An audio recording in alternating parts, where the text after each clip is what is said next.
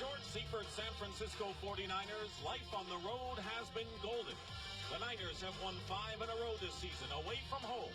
And today, with an injured Joe Montana, Steve Young will be looking to Jerry Rice and Roger Craig to maintain their stake atop the NFC West.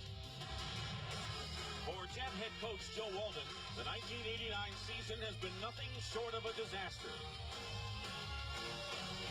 The Jet offense has sputtered, scoring only 1 touchdown in their last 4 games. They're at rock bottom, and now the New York fans are chanting that Joe must go. And we have a sellout crowd at Giant Stadium, but not all the seats are filled for the game between the San Francisco 49ers, 6-1 on the year, and the lowly New York Jets, who come in with a record of 1-6. A beautiful Indian summer afternoon in the New York area. Temperature 74 degrees as we start. Hello again, everyone. I'm Dick Stockton along with Dan Fouts. An atmosphere that there is a slaughter in the offing. They even booed the Jets, of course. Nothing unexpected when they came out. But if you're the 49ers, Dan, how do you get yourself ignited and ready for a game like this? Well, this is the biggest problem facing George Seifert and his coaching staff is what type of intensity will his football team have today. One thing he can count on, though, is the intensity of his quarterback, Steve Young. But Steve Young's got to do 2 things today. Number 1, he's got to stay calm and patient in that pocket. And number 2, he's got to stay healthy. Well, the Jets have a healthy wide receiver back in Wesley Walker. And, of course, another story will be how this crowd reacts to the Jets' performance. Well, we've already heard that Joe must go, but the fans really should be cheering the O must go, as in the offense, get going. To do that, Walton is going to come out today with a 3 tight end offense and try to pound the ball against the 49ers. Defensively, the Jets have got to guard against the long pass completion, something that's bothered them all day. The bad thing is the 49ers have 2 of the best in Jerry Rice and John Taylor. 49ers have won 18 of their last 20 regular season games away from home and 5-0 this year. The New York Jets have won the toss and they'll receive. Mike Kofer will kick off for the 49ers. Back deep for the Jets, Bobby Humphrey. He's on the left. And JoJo Townsell, he's on the right. The 49ers are playing their 6th game in as many years here at Giant Stadium. In regular season and postseason, they're familiar with the place. The kick heading over towards Humphrey's side, and it will go out of bounds. And the Jets will pick it up at the 35.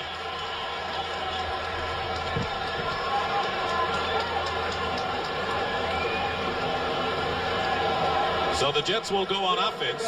1st and 10. Ken O'Brien, the quarterback. 2nd in the AFC in yardage. His offensive front, Jeff Criswell, Mike Payton, Jim Sweeney, Dan Alexander, and Reggie McElroy. They will give you the backs and receivers after the first play. Johnny Hector is the running back. 3 tight ends on 1st down. And the pass to Wesley Walker is complete for about 7 yards. The rest of the offense for the Jets. Hector starting in place of the struggling Freeman McNeil. The 3 tight ends are Mickey Schuler, Keith Newbert, and K.D. Dunn, who was just re-signed this week. And Walker, the wide receiver, making his return. Ken O'Brien, who has a strained right shoulder but started to throw on Thursday. JoJo Townsell is in at wide receiver. He's at the top.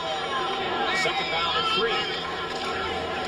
And Freeman McNeil in the game has a 1st down. Pierce Holt makes the stop. There's the defense. Larry Roberts, Michael Carter, and Kevin Fagan in the base defense for the 49ers. Charles Haley, Matt Millen, Michael Walter, and Keena Turner. Millen is the new man in there replacing Farnhorst, the veteran. Pollard, Griffin, Brooks, and rookie Johnny Jackson in the secondary. Tim McKyer will play in the nickel situations. Joe Walton trying to weather the storm. 1st and 10, Jets on their 46.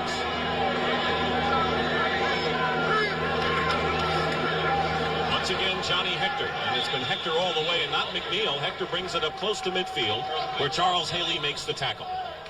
Well, for Joe Walton to weather the storm, Dick, he wants his offense to get something going. This is a good drive for them so far. What they wanted to do is come out and pound the ball at the 49ers with a 2 tight end or a 3 tight end offense. But don't look for this to just be a run offense. They also have a number of play action passes they want to get underway as well.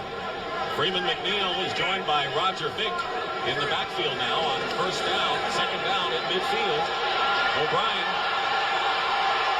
gets away and dives into 49er territory. A pickup of about 1.5 yards. Kevin Fagan on the stop.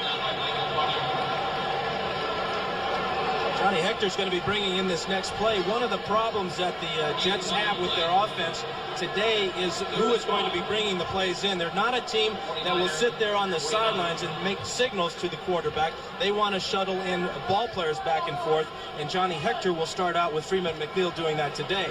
3rd down and 5, and Tim McKyer has come in the game as a nickel defensive back. Jets on the Niners 49. Out of the shotgun. O'Brien completes the pass to Wesley Walker. It's a first down and a gain of 15 with McKyer making the stop. Wesley Walker wasn't sure if he would be the spark that the Jets need, but he is off to an awfully good start. We saw him on first down with a completion, and now a big 3rd down conversion for the Jets as O'Brien just drills a strike to one of his favorite targets. But a holding penalty will nullify it. Mike Haight, the left guard, was holding on the play.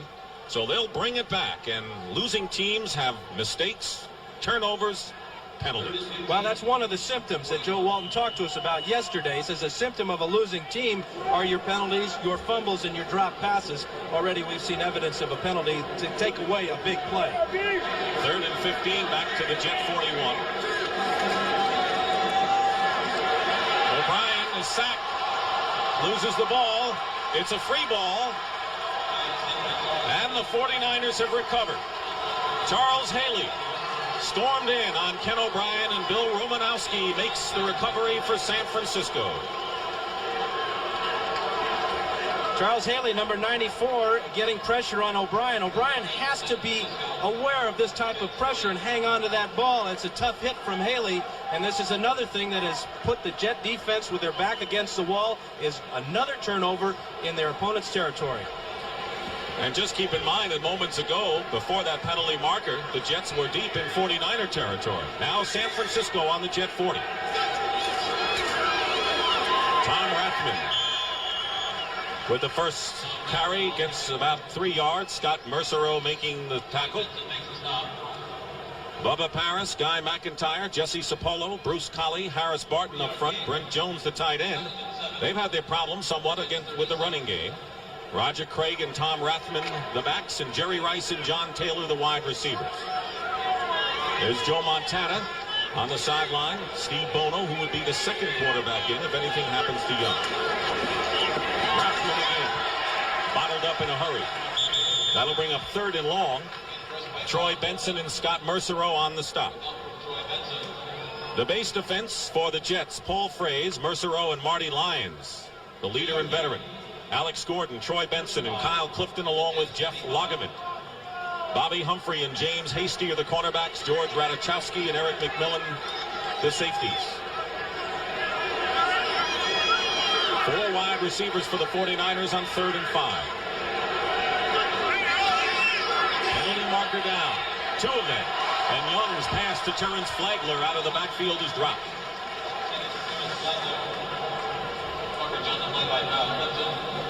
Fred Wyatt is our referee this afternoon.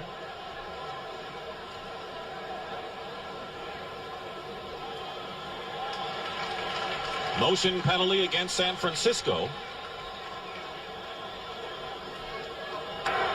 Illegal motion, number 79. Decline, 4th down. Harris Barton, the right tackle. They decline the penalty.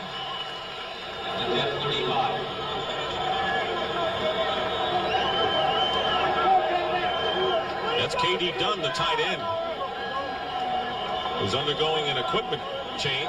And it's important to get that equipment change in a hurry because he's one of those 3 tight ends the Jets need to get their offense running. Barry Houghton will be kicking from midfield. JoJo Townsell goes back deep for the Jets. And he aims for it out of bounds, and the kick goes out of bounds at the 4-yard line. Fine kick by Houghton. A 31-yard kick, but well placed. So now the Jets will take over with poor field position for their second attempt of the game, but they really dodged something there when the 49ers didn't get any points. The problem with the Jets so far is they had that one penalty, the holding penalty against Haight, that took away a first down deep in 49er territory. Then they get the fumble. And but let's score one for the Jet defense and limiting the 49ers to just 3 plays and out. A lot of teams aren't that lucky against San Francisco's offense. 3 tight ends. 1st and 10 on the 4.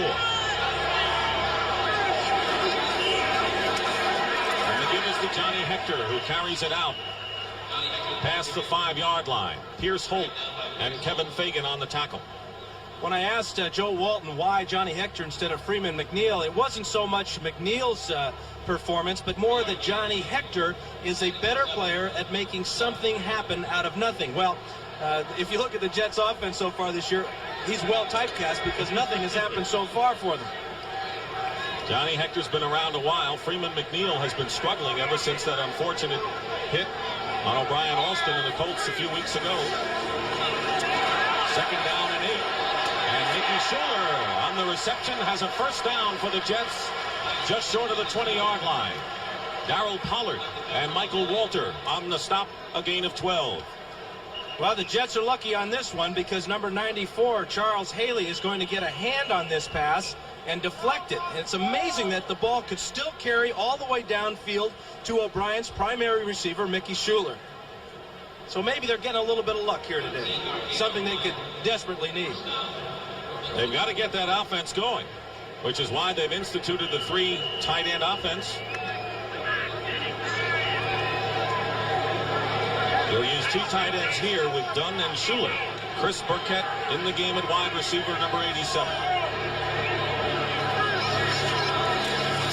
It's a running play again. Johnny Hector gets by a defender and 2 and has a good gain out to the 35. 15-yard gain. Johnny Jackson on the tackle and a first down for the Jets. The main thing the Jets want to have happen today is control the ball on the ground against these 49ers. And Johnny Hector is a slasher. He can cut back in the hole. He's got excellent vision. And then watch the explosion and the north-south running for the first down. Johnny Hector, 26 yards on 4 carries. First down for the Jets on their own 35. 8:35 remaining in the first quarter. Now Schuler goes in motion. Again, it's Hector. For a couple.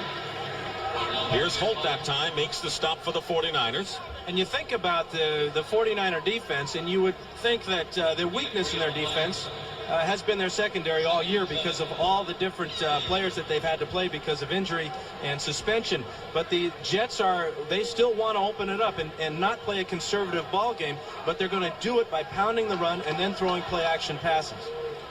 3 wide receivers and Freeman McNeil in the backfield on 2nd and 7. Pressure on O'Brien, and the pass is not caught. It's out of bounds. Townsell made a fine grab, but was out of bounds. It'll be incomplete. 3rd down coming up. I believe we're going to have a review of this because the officials on the sideline right there disagree at the call. Now, and Joe Walton is in there too. He's giving his 2 cents worth. But let's take a look at it here. Good protection for O'Brien, and he throws the ball where it's supposed to be, low and away. Townsell has the ball, both feet in. That's a catch. Fritz Graf is the replay official. The pass has been ruled incomplete. 3rd down. Incomplete. Amazing. Are they watching the same game we are? And these fans saw it on the replay board here. Well, the magic word is inconclusive. That gets you out of a lot of jams, doesn't it? Well, it's one of those lawyer words, isn't it? There is I think we got to start learning these lawyer words because our new commissioner is a lawyer. So maybe I better find out what that means. Here we go. Completed pass. First down. They've reversed it. Interesting how this hostile crowd, when the Jets show that they've got some spunk out there, change their tune in a hurry, and that's what makes fan. That's short for fanatic. You're right, and all these fans want today is to be entertained. They don't expect the Jets to beat the 49ers. They just want to see a good ball game. The fans want to have some entertainment out here, and so far they're getting it. It is a first down on the Jet 48. No score in the first quarter. There's a play-action pass. Wesley Walker dives and makes a good catch into 49er territory. Makes the play at the 46. Tim McKyer making the tackle. Good play for the Jets, just taking the short pass there. In what that type of play does for the offense, although it didn't pick up a first down or it wasn't a long pass play, it gives them a positive feeling. That's how you build momentum in a football game. You move the chains down the field. And that 3 tight end offense is not just a running offense. They pass out of the 2. Second down and 4. And the pitch goes to Johnny Hector. But Romanowski is there, and no gain on the play. First by Bill Romanowski. With help from Charles Haley. 1-yard gain on the play. 3rd and 3 at the 49er 45. It'll be third down now for the Jets. Third down and 3.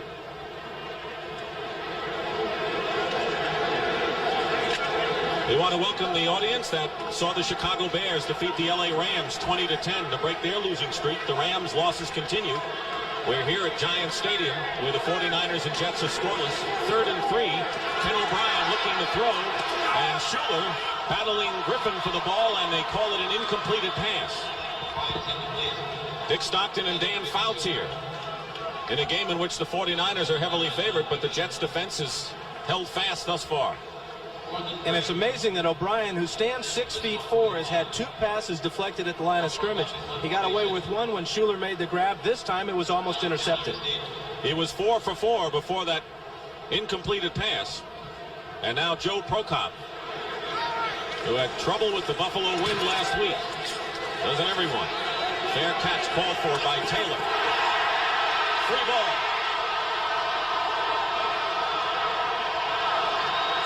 And Spencer Tillman alertly found the handle. Tim McKyer.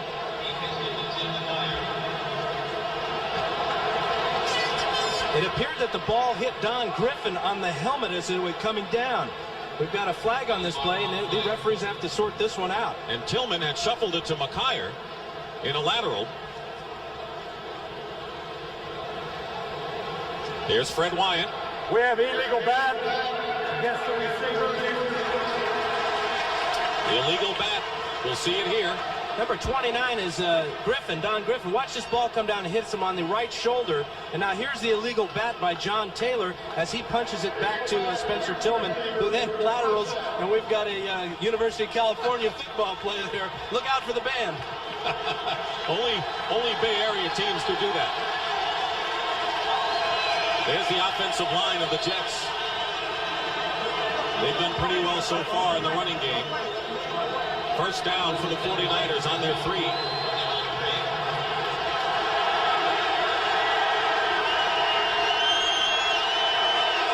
Roger Craig with his first carry is pushed out of bounds by Troy Benson.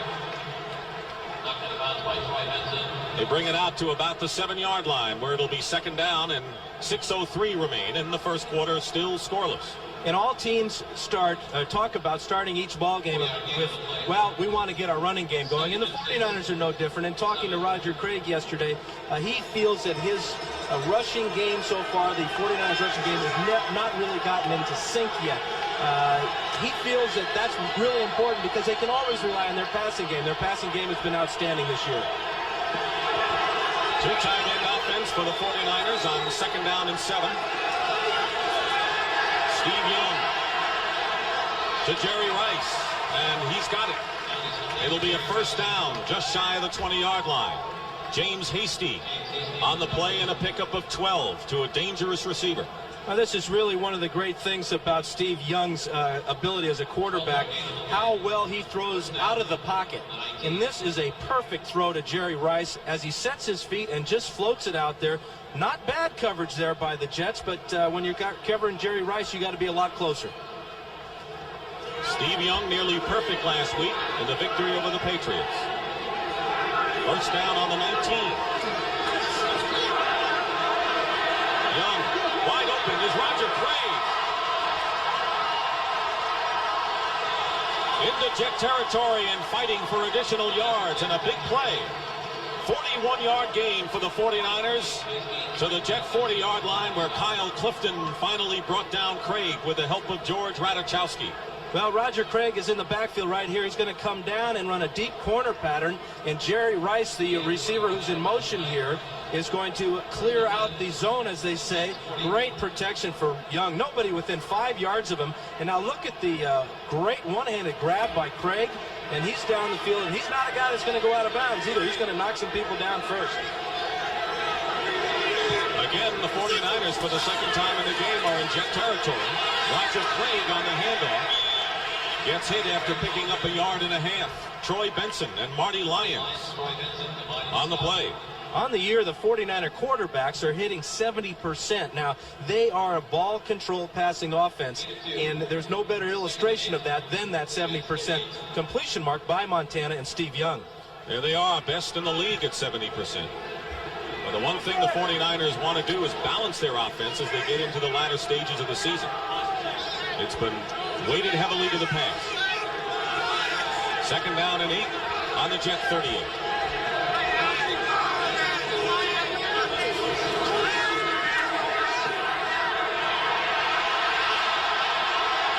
Young being chased. And basically completes the pass to Jerry Rice, who seemed to be lurking at the 30-yard line. And he made the catch and fell out of bounds. Good play. This is something that the 49ers have always taught their receivers, and they have a drill at practice where the receiver just stands there on the sideline, and the quarterback is told to throw the ball out of bounds, but throw it where only the receiver can make the grab, and that was a perfect illustration of it. Great job by Young of buying time in the pocket, and then for Rice to come over and camp out on that sideline and make that grab. Third down and 1 for the 49ers on the Jet 30. Two tight ends. Now Rice in motion. Tom Rathman breaks the tackle and gets down to the 20-yard line for another 49er first down. Gain of 11 that time with Bobby Humphrey making the stop on Rathman. Well, Rathman's going to run on the left side behind Guy McIntyre and Bubba Paris. And this is a huge hole. Brent Jones also in there. But you notice how Rathman hits that hole. His shoulders are down and his head is forward, and he presents quite a bull coming at you. Had a big game last week as a receiver, catching 11 against New England. First down on the 20. Jerry Rice on the right.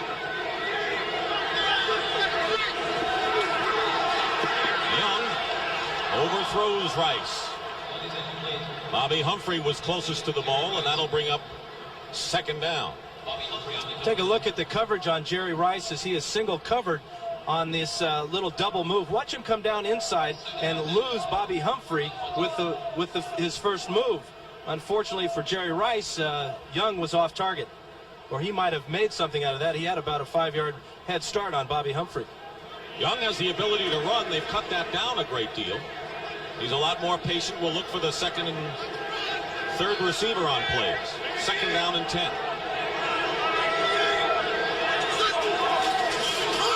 On the delay, here's Rathman up the middle.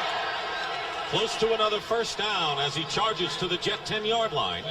Radachowski and Kyle Clifton that time on the play. We're going to check out Roger Craig's blocking ability on this play, and this is what springs it, blocking on Marty Lyons, and now Rathman is headed upfield. That 49er offensive line is executing extremely well at this time. And you wonder how many teams have the luxury of two power backs like Craig and Rathman. A couple of Cornhuskers. They'll be playing Colorado next Saturday on CBS in a Big 8 showdown. Third down and 1. Rathman He'll have the first down inside the 10, where Alex Gordon makes the stop. Again, the 49ers behind Roger Craig's block. They give the ball to Rathman. Kind of a cross-up. They're trying to change their tendencies on short yardage. They've gone with Rathman almost exclusively so far in this first quarter in that situation. 3 minutes and 10 seconds remain in the first quarter. Scoreless here. Jets to this point have not been an overwhelming team, but they're coming off their best offensive show. Yet they're 6-1. 10th play of the drive upcoming. Ball at the 7, first and goal. Craig gets pushed forward to about the 5-yard line. That time Alex Gordon on the tackle. It'll be second and goal. What an impressive drive for the 49ers. They started on the Jets' 4-yard line now, and they're knocking on the door all the way at the other end of the field now. George Seifert taking over for Bill Walsh. Has Joe Montana, who's bothered with a knee injury, but is available in an emergency. Get the ball.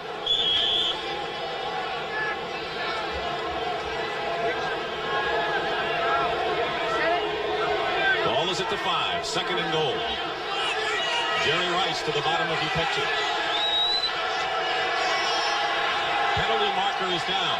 Young up the middle. Deflected, intended for Rathman. There are actually 2 receivers right in the neighborhood. Brent Jones and Rathman right in the middle. Yeah, and what that did is that drew about 4 defenders from the Jets there. 49ers, and particularly Steve Young, got away with one there.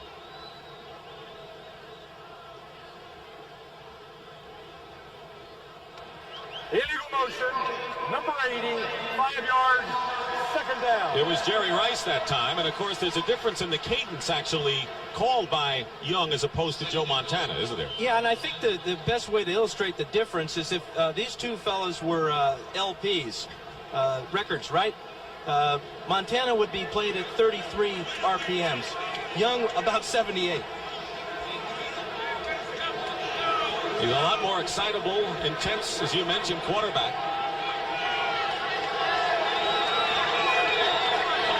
And Young will call a timeout.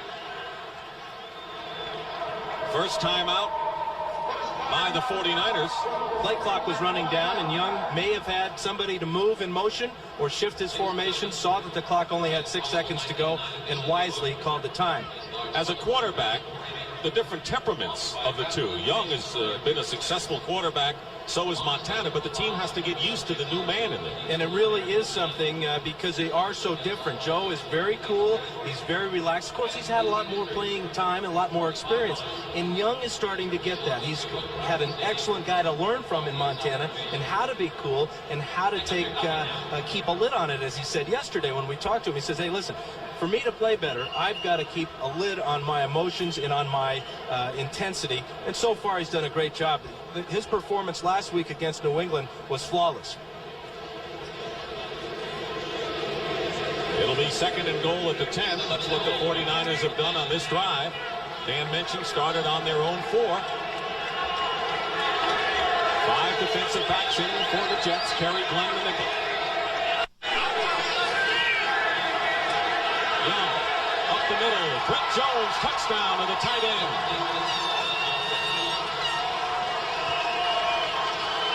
Third touchdown reception of the year for Brent Jones, and the 49ers score first in this game. Well, Brent Jones is a tight end on the right-hand side of the screen here. And when you have receivers like Rice and Craig and Taylor, this fella right here running down the middle of the field, Jones is going to be single covered. That time, Eric McMillan was thinking about somebody else and not his man. So the 49ers, with 1:55 remaining in the first quarter, take a 6-0 lead. And now Mike Cofer with Barry Helton holding. Will attempt the 7-point, and the kick is good. So a long drive by the 49ers results in a touchdown to Brent Jones. 7-0 San Francisco leads.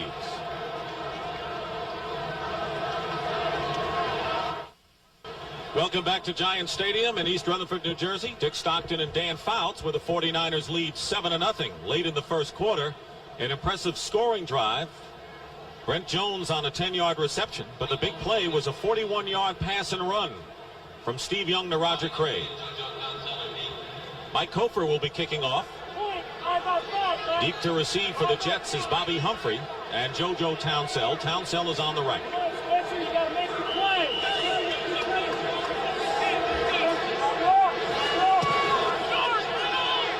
It's a short kick. Townsell. And a penalty marker is down. You know what that normally means, illegal block. Townsell carries it out to the 31 where Wesley Walls makes the tackle. We have holding, number 77, 10 yards, first down. That's Gerald Nichols, and he'll bring it back 10 yards for holding. Very impressive drive for the 49ers, 96 yards. Ken O'Brien brings out the Jets and will return in a moment. Well, this is Roger Craig as a tight end on the weak side. Here's Brent Jones, and Jerry Rice goes to the corner here. Craig goes to the corner here, and Jones is right down the middle. Well-designed play by offensive coordinator Mike Holmgren as Jones just breaks as free as a guy could possibly be.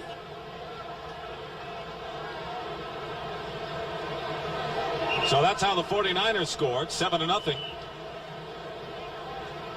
Giant Stadium in East Rutherford, New Jersey. The Jets with a home game against the 49ers. First down for the Jets on their 13. Tim McKyer is in quarterback for San Francisco. On first down, Mickey Schuler makes the catch between two defenders close to first down yardage. Michael Walter, the inside linebacker, on the stop, and it will be good for a first down.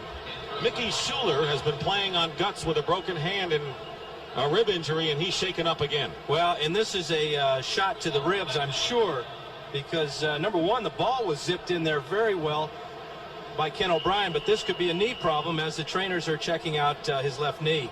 But the guy has been playing with so many injuries, and as you said, Dick, playing on really just plain guts. So Schuler is shaken up, another problem for Joe Walton.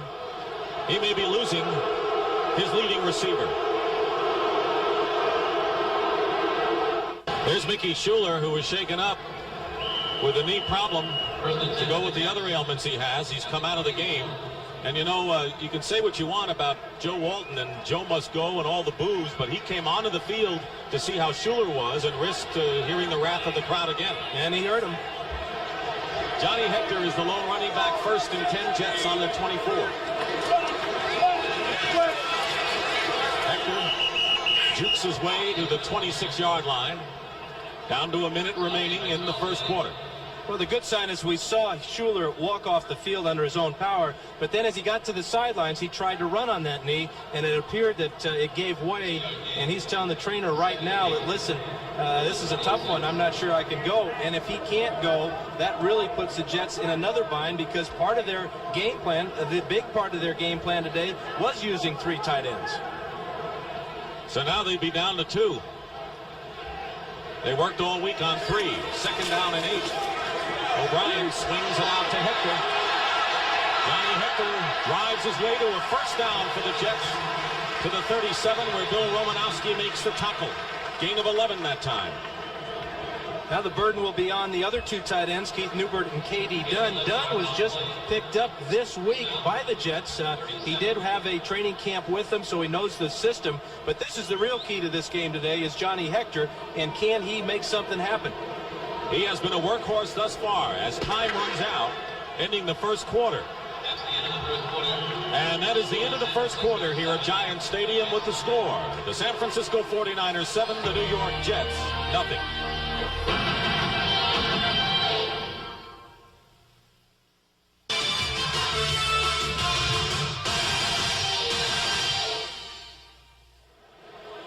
Well, we've heard the smattering of boos, and Joe Must Go, and Joe Walton got booed when he came on the field, but the Jets have played hard thus far, even though they trail 7-0. Well, they have, and they've just been a victim of their own problems all year. The fumbles, the penalties, and the drop passes.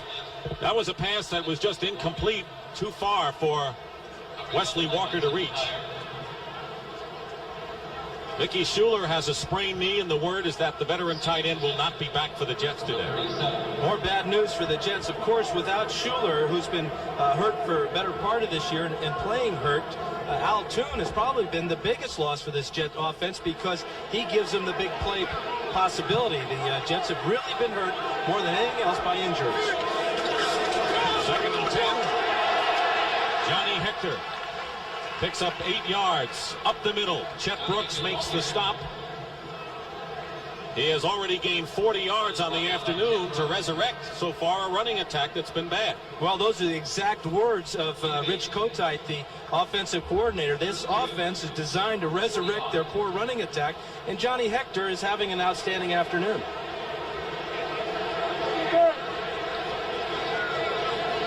Only 39 yards rushing last week. Rich Kotite, the offensive coordinator. It'll be 3rd down and 2 Jets on their 45. Freeman McNeil is in the lineup. Hector in motion. O'Brien in trouble. And he's sacked inside his own 40 by Larry Roberts.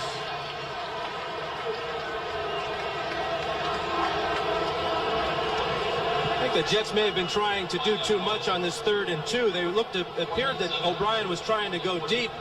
This is Larry Roberts, 91, working against Jeff Criswell, and this is an instant replay of what happened to Criswell last week against Buffalo's Bruce Smith.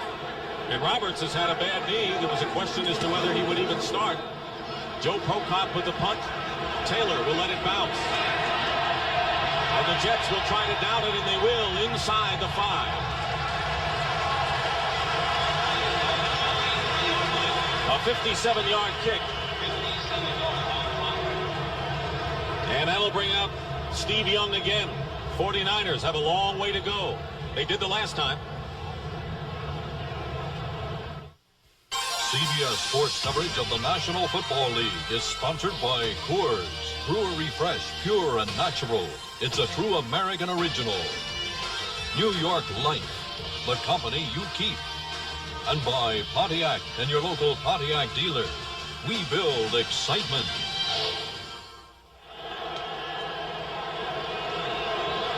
Capacity crowd, but not as many no-shows as you might have expected. Some people were estimating up to 18 or 20,000 people not showing up today, and I don't think they have that many.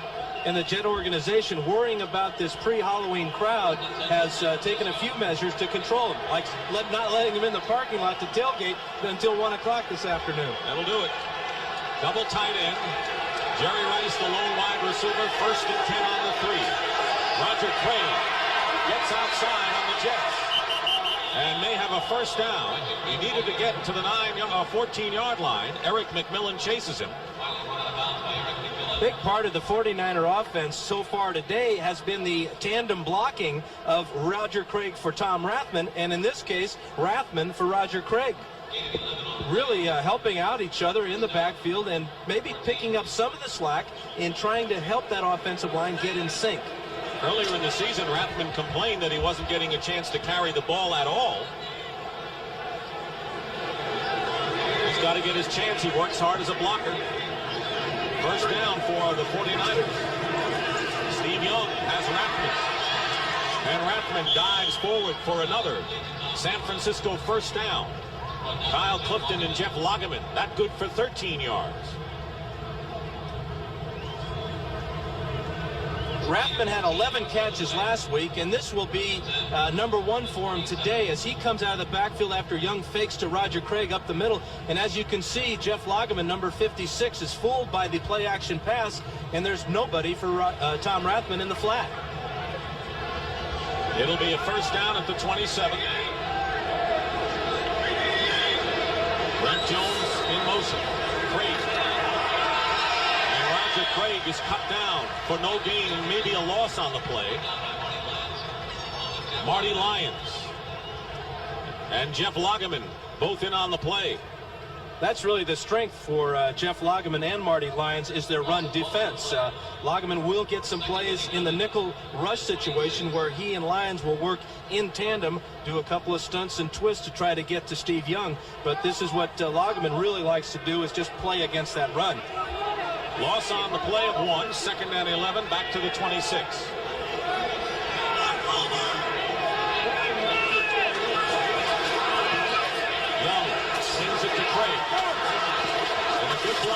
Roger Craig brings it out close to first down yardage. Will be shy, perhaps by a yard. Let's see where they stop it. Gordon and Clifton on the stop. This is the 49ers' very favorite pass play. This is Jones. He's going to run a hook in the middle and almost a pick. Outside is Jerry Rice running a hook. And here is Craig on the swing pass. And Young's read on this is first to the tight end, then outside to Rice. And then if they're both covered, then he'll swing it out to Roger Craig, and they pick up the first down. Rice with a good block on that play, and it's a first down, a pickup of 11. Niners on their own 38. On a delay, Roger Craig is stopped at the 40 by Troy Benson. The 49ers, when they scored, the only touchdown started on their 4-yard line. This drive started on their 3. And they're already up to their own 40. And 2nd and 8. And to be honest with you, the 49ers coming into this game, when you ask them what are their main concerns with this Jet defense, they were hard-pressed to come up with one. They felt that if they execute, that there's no team in football that can stay with them. Certainly not the Jets, they thought. 2nd and 8, fumble up. Young picks it up, but immediately hit by Troy Benson. And that will bring up 3rd and long. And Young is hurt. Steve Young is hurt. And it's a knee, I've got to believe, as he was hit high and low after recovering that fumble. Take a look at it from the ground level as he pulls out just a little bit too soon, doesn't quite get the ball. And now here's where his natural instincts to run with the ball get him in trouble. Steve Bono is the quarterback who would take over. That was the plan coming in. There is Bono. Joe Montana has an injured knee and originally was not expected to even suit up, but they say that Montana in an emergency could play. Well, they may have that emergency too, because Steve Bono does not have any experience at all in this league. You never know what happens in a game. Injuries and the rest will return. Couple of good ball control drives by the 49ers. Steve Young 6 for 8 for 95 yards and a touchdown. The Niners leading 7-0 early in the second. But the big story right now, Dan, is the fact that Steve Young has hurt his knee. He's coming out. And Steve Bono is coming in to quarterback. He's been around, hasn't played much. Well, and you got to expect what can happen to the 49ers next. Last week with Fuller injury and Fonhorst and Montana, and now early in this ball game, Steve Young gets hurt. We're going to see about Steve Bono. Does not have a lot of experience. Was a backup quarterback with the Vikings and the Steelers. He's in his 5th year out of UCLA. And if there ever was a chance for the Jets to take advantage of something, this is it. I would say. It'll be 3rd down and 7 with the new quarterback, Steve Bono.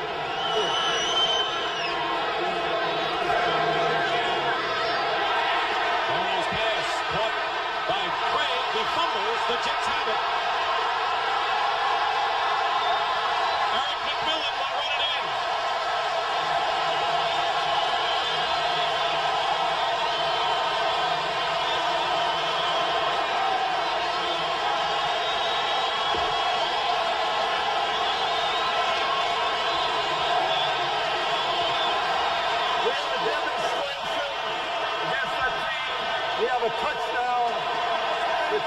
Even when the Jets do something right, there's a little raindrops and a black crowd, but they'll take it.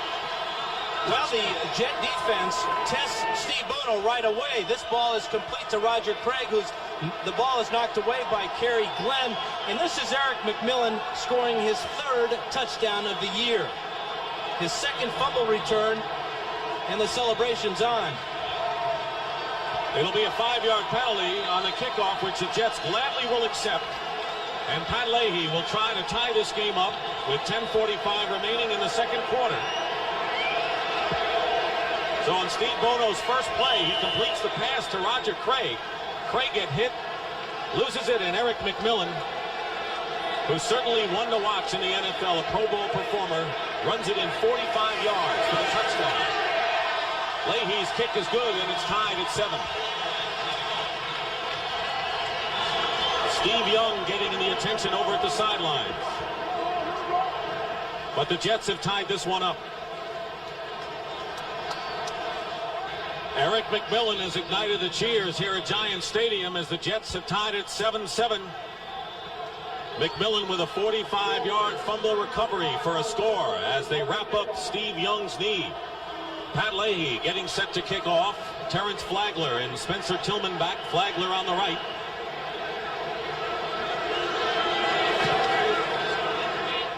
Headed over to Tillman at the 9. Tillman brings it out to the 32. Well, we talked about how the Jets wanted to test Steve Bono right away. This is Leander Knight. He's a safety, and he's going to come on the blitz and force Bono to get rid of the ball early to Roger Craig. You won't see this happen very often, though, as Roger Craig will have this ball punched out of his hands by Kerry Glenn. And Johnny on the spot is Eric McMillan, again, his 3rd touchdown of the year. This one's a short one, though, just 45 yards. He had gone 74 and 92. Not only that, but the last 3 touchdowns scored by the Jets have been scored by their defensive unit. First down on the 32. Bono looking for Taylor. A floater that was deflected, and Taylor makes the reception at the 39. And Bobby Humphrey making the stop for the Jets. The important thing for Steve Young now is we'll see how much he has developed as a pocket passer, because this knee injury will limit his mobility, obviously. He feels that he has become a better pocket passer. He wants to stay in that pocket and be the quarterback. Amazing that we've had 3 deflected passes that have almost been caught already today. It'll be second down and 3 at the 39. Rice to the top of your screen.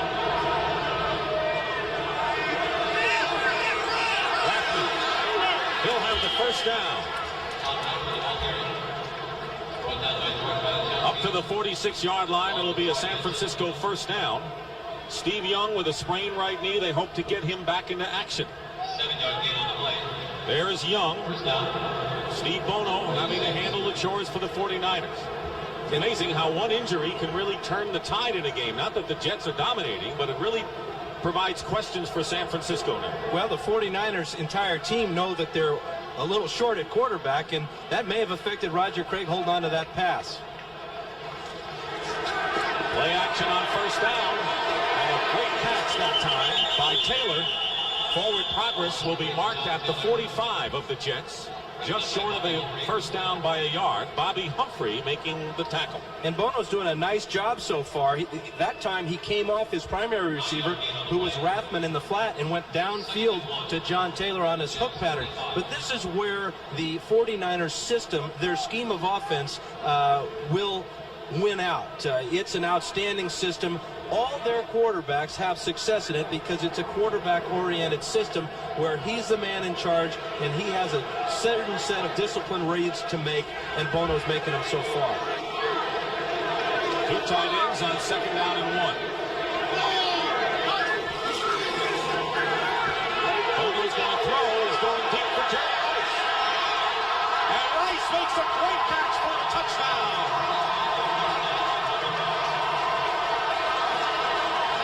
45 yards and the 9th touchdown catch of the year for Jerry Rice.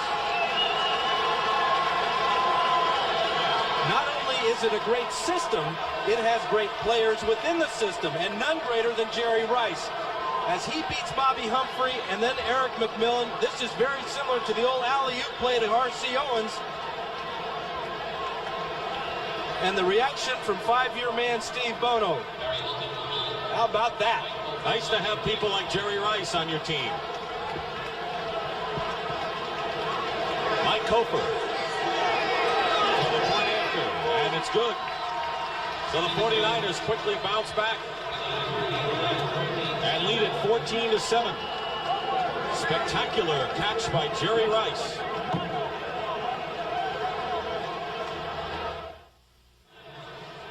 Dusk at Giant Stadium in East Rutherford, New Jersey. The San Francisco 49ers have just scored on a spectacular pass catch from Bono to that man Jerry Rice and lead 14-7 with 8:17 to go in the first half. Mike Cofer will kick off for the 49ers, and back deep for the Jets, JoJo Townsell joined by Phillip Epps.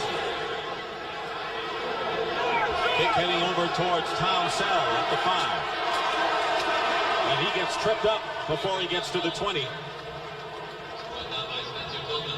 Take a look at the touchdown from the end zone here. This is the Roger Craig on a weak side fake from Bono. But watch Eric McMillan. He'll drift this way and be out of position as Bono throws the deep post pattern to Jerry Rice.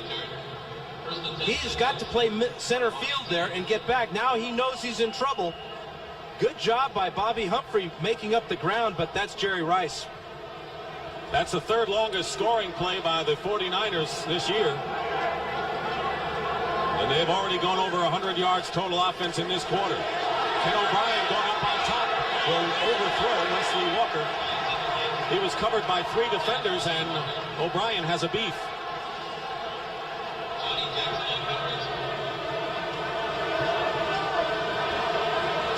JoJo Townsell running in plays. Originally, the plan for the Jets was to alternate Chris Burkett and JoJo Townsell, the wide receivers, with the plays. Earlier in the game, they used the running backs. Well, and Burkett is playing today, but he is playing with a very heavy heart. His brother died in an automobile accident yesterday, and it's amazing to me that he can even suit up and get out on the field. He wanted to play this game and will depart after. Eric Wright is the nickel back for the 49ers. 2nd and 10 Jets. And the screen pass almost turned into disaster. McKyer, had the pass not been high, would have had an easy score. Just a mix-up. Well, it is a mix-up. The quarterback and the receiver have to read the same thing that the defense is doing as far as their coverage. O'Brien felt that Townsell should obviously have stopped his route, but Townsell read it differently, and that's one of the things that have plagued the Jets offense all year. Townsell is primarily a kick and a punt returner, and as a wide receiver, he doesn't have the experience that they really need there. The one luxury is that after the play, he didn't have to go out of the game to get the next play to come in. He was already up to Joe Walton at the sideline.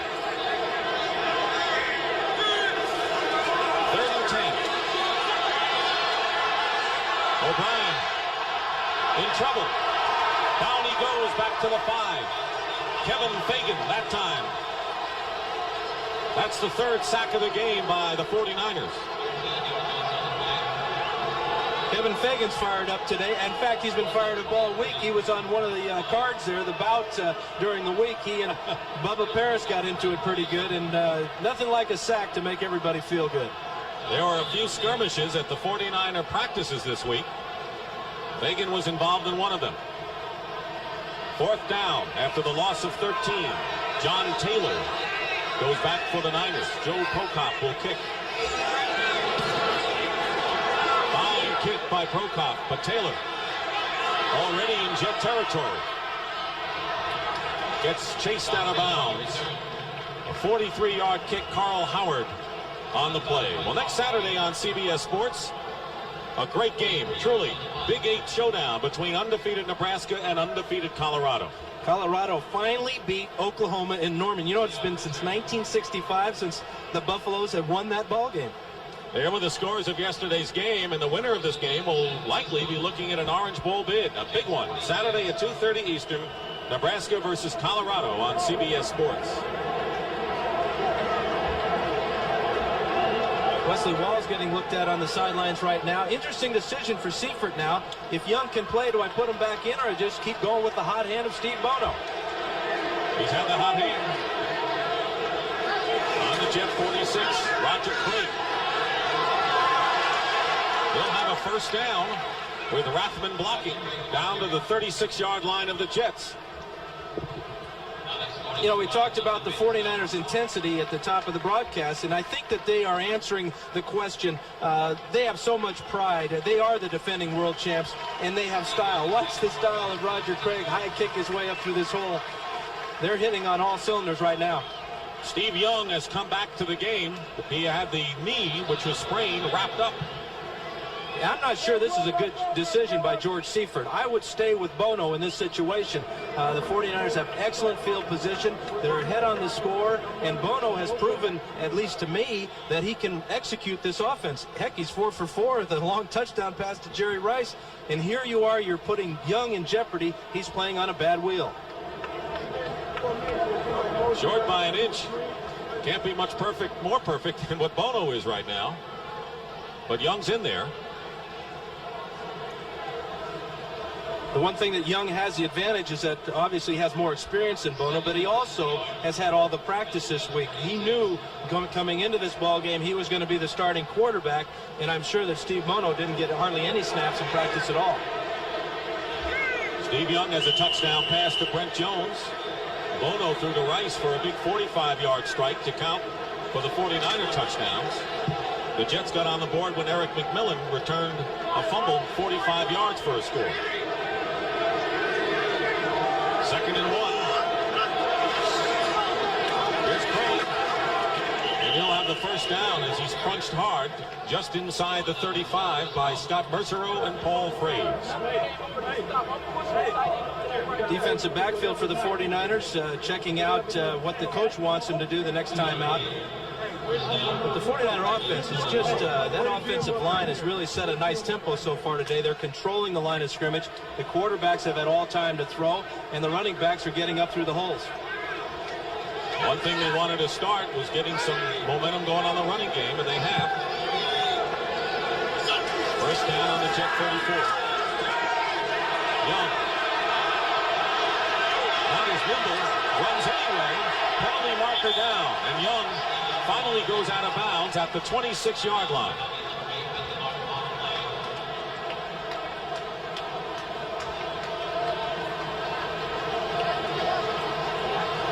And we'll have a holding call. It may be against Rathman, the fullback. Illegal block, number 44, 10 yards, first down. Illegal block. We'll bring it back to the 41 of the Jets. Still first down. I don't think George Seifert wants to see Steve Young running like that, and I'm sure that Tom Rathman saw Young running, and he did everything in his power to keep him from getting hit. In fact, he illegally held Alex Gordon on the play. Mike Wilson has replaced John Taylor at wide receiver. He's at the top of your picture. First down and 17 for the 49ers. On the delay, here's Rathman. Slicing off tackle, and Rathman gets back about 11 yards of that. Alex Gordon and Kyle Clifton make the stop on Rathman. As we said, the 49ers are offensive line's doing an outstanding job. Here on the draw play to Rathman, you see Sapolo control Mercereau right at the point of attack, and then Rathman's instincts take over from there. But there are no Jets that are winning any individual battles up front right now. 5:25 remaining first half. 49ers lead 14-7. On 2nd and 8. Young up the middle. Rice makes the play, and Rice is tackled at the 15. A 17-yard gain, and the stop made by James Hasty and Kyle Clifton. Well, without a doubt, the best receiver in football for a number of reasons, but mentally he is on top of the game at all times. Watch how he'll break his pattern when he sees Steve Young in trouble, cut to the open area of the field, and then these wonderful hands go up and snatch the ball, and the 49ers are inside the 20. Rice has already caught 4 passes for 81 yards, and the touchdown, that was from 45 yards out. First down, 49ers. 2 tight end alignment on the 15 of the Jets.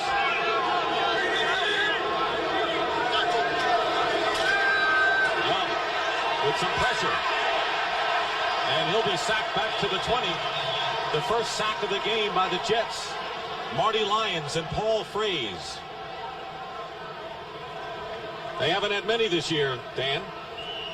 Well, Steve Young really gets twisted at the end of this play, but here's a little game up front between Fraze and Mercereau. Young starts to take off, and the pocket just collapses around. Now, this is where it's dangerous, and this is how he got hurt to begin with, how he gets twisted around bodies there, and I'm not sure that he can take many more of those.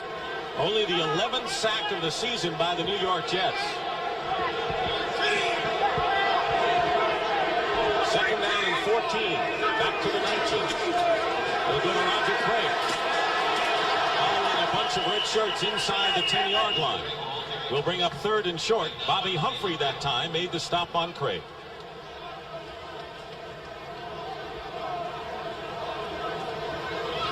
'49ers may not need to pass the rest of the day if they keep running the ball like this.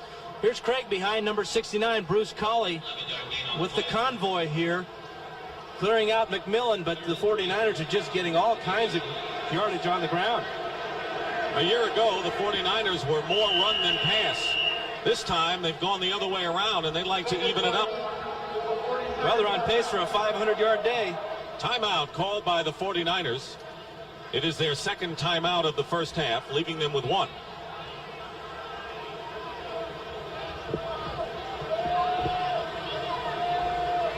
There's the time remaining, 3:21 in the first half.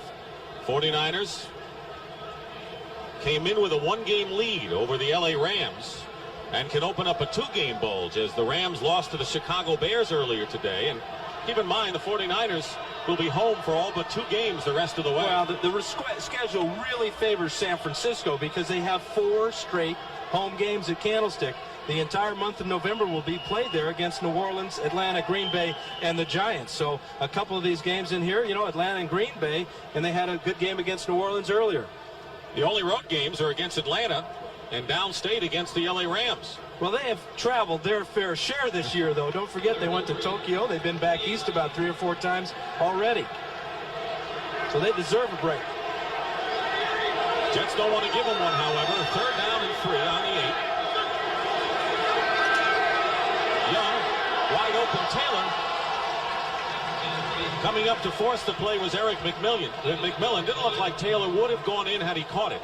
In any event, it'll be 4th down. But you saw the ball was thrown high, and that may be because Young cannot step forward on that sore right knee or not, because that's where all the weight is shifted. And when a quarterback isn't feeling strong on that plant leg, then the ball has a tendency to rise. Mike Kofer will come in to try to add 3 points to the 49ers lead. Barry Helton will hold. This will be a 26-yard attempt. Kick is good. And the 49ers have raised their lead now to 17-7.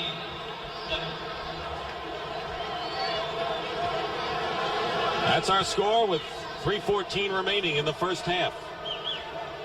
Earlier today, let's bring you up to date on the scores. We mentioned the Bears over the Rams. 3 losses in a row for LA. Green Bay wins at overtime, and they hang in there in the NFC Central.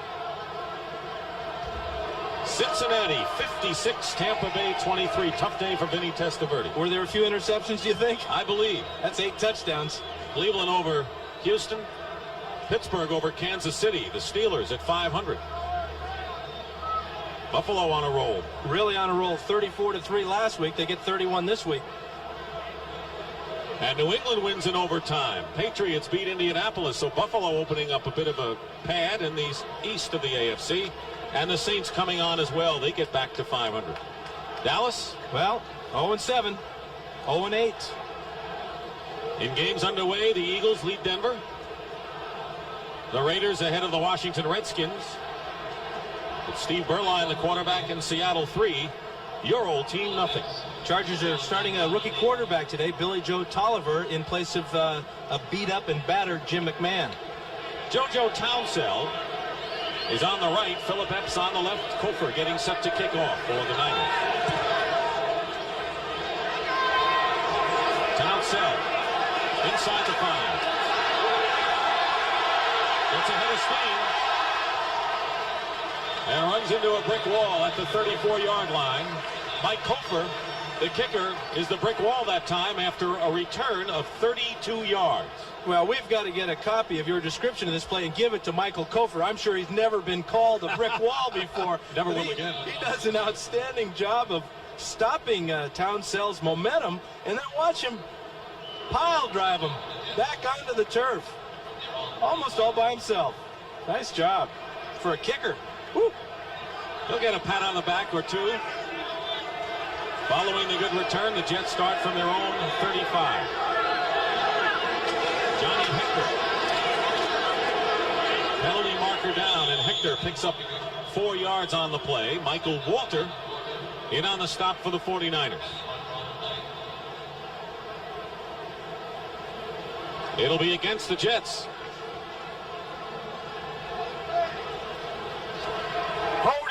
Number 68, 10 yards, first down. Reggie McElroy, the right tackle, nullifies that gain. Kind of like a downward spiral for the Jets so far today. They started out well, but here in the second quarter have gone backwards. Minus 10 yardage in San Francisco. You're right. Well on their way to a 500 total yardage effort. Now it's 1st and 20 from the 25 of the Jets. Raymond McNeil in the lineup. Here comes the blitz. Haley jars the ball loose. And the Jets will keep possession as Jeff Criswell makes the recovery at the 6-yard line. And now the Bluebirds make their presence felt again. Second fumble for Ken O'Brien. And this one, although the Jets recovered, really puts them in a hole as we come to the 2-minute warning. That was a loss of 17 yards. It could have been worse had the 49ers recovered. And now the 2-minute warning will give the fans a chance to exercise their rights some more.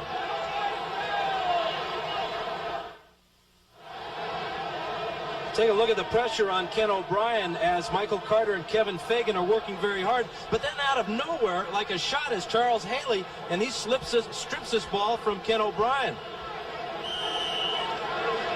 Second sack of the day for Charles Haley. And 4 for the 49ers. Second down and 37. O'Brien back in his end zone. Trying to escape from Fagan. And gets hit and will be the beneficiary of a late hit by Fagan. An obvious call as he was definitely heading out of bounds. Number 75, unnecessary roughness. And Fagan will hear from George Seifert on that one. Well, there are not many plays in the playbook that'll pick you up 37 yards, but this one will, because this is a personal foul, and the Jets will have a first down. This is a mental error for Kevin Fagan. All he has to do is escort him out of bounds, but he gives him a little bump at the end here. But really, O'Brien was giving himself up there, and it stopped running. You really can't blame Fagan for that, because O'Brien had almost stopped running completely before he got out of bounds. One of the rare mental mistakes by the world champions, and so the Jets have a new life. They have all 3 of their timeouts remaining as well. First down from the 25. O'Brien dumps it off to K.D. Dunn, who does everything he could do to hold on to the ball on an awkward play and brings it out to the 30, where the clock runs. Charles Haley and Bill Romanowski on the stop. 2nd and 5. The 30. And the Jets will run their 2-minute offense. And the 49ers have too many men on the field. Freeman McNeil on the receiving end runs out of bounds. And I believe that Daniel Stubbs couldn't get off the field in time, and the 49ers had 12 men out there. That's partly what we were talking about as far as intensity. Just keep being aware mentally of when you should be on the field and when you shouldn't be on the field, and also in Fagan's case, being aware where the sidelines are. A couple of mental errors here for the 49ers. And the question is, can the Jets take advantage of it? We have 5 yards, 12 men on the field, 5-yard penalty, first down. An injured hip is the word on Charles Haley, who goes out of the game. That's a tough man for the 49ers to lose, because he already has picked up 2 of the 4 sacks for the 49ers, if indeed he does not get back in there. Well, in his replacement, Daniel Stubbs is playing with a sore groin, so the 49ers are not at full strength here. First down at the 35 of the Jets. Penalty marker down, and Hector out of the backfield, and we may have a holding call that time against the Jets. That'll be the call. Holding, number 61, 10 yards. Jeff Criswell, and so just when the Jets get some kind of momentum and sync going, they get called for the bad holding penalty. 1 step forward, 2 back. How do you break out of a 1-for-6? Mired in a terrible slump, all kinds of mistakes. You wonder about the head coach and whether he can do anything about it. Well, and then you're playing against the best team in football, maybe in the 49ers, so they're not getting any breaks on the schedule, and they're not helping themselves out at all. First and 20. Up the middle, K.D. Dunn makes the reception to the 33-yard line. Clock is running. Keena Turner on the stop. Jets still have 3 timeouts to go. Second down and 12. Freeman McNeil gets by a tackler and falls down at the 39-yard line. Tim McKyer is there. Jets are not using any of their timeouts, amazingly. And why not? Normally a quarterback's told to start using them inside of 1 minute. Here O'Brien has 3 left, and he's letting all this time go off the clock. O'Brien up the middle, flag down. Let's see if they call it an incomplete pass. It's the tight end, Keith Newbert. Holding, number 79, 10 yards, third down. It's Mike Haight holding for the Jets. And they're calling it a fumble, and it's 49er ball.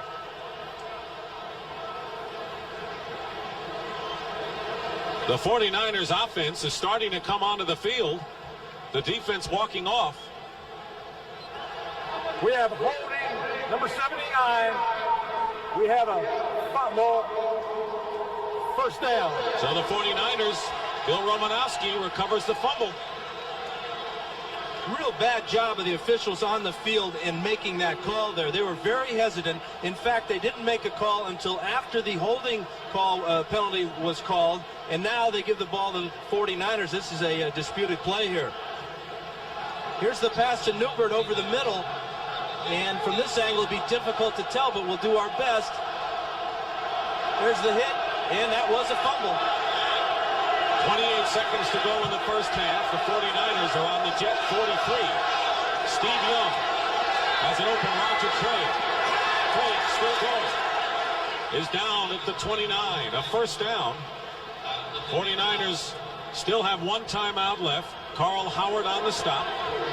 They're just trying to set up a field goal opportunity before halftime. Young has Craig. Craig is tackled with 6 seconds to go, and the 49ers will use up their last timeout. Gerald Nichols on the stop, and they'll try to get 3 more before this first half is history.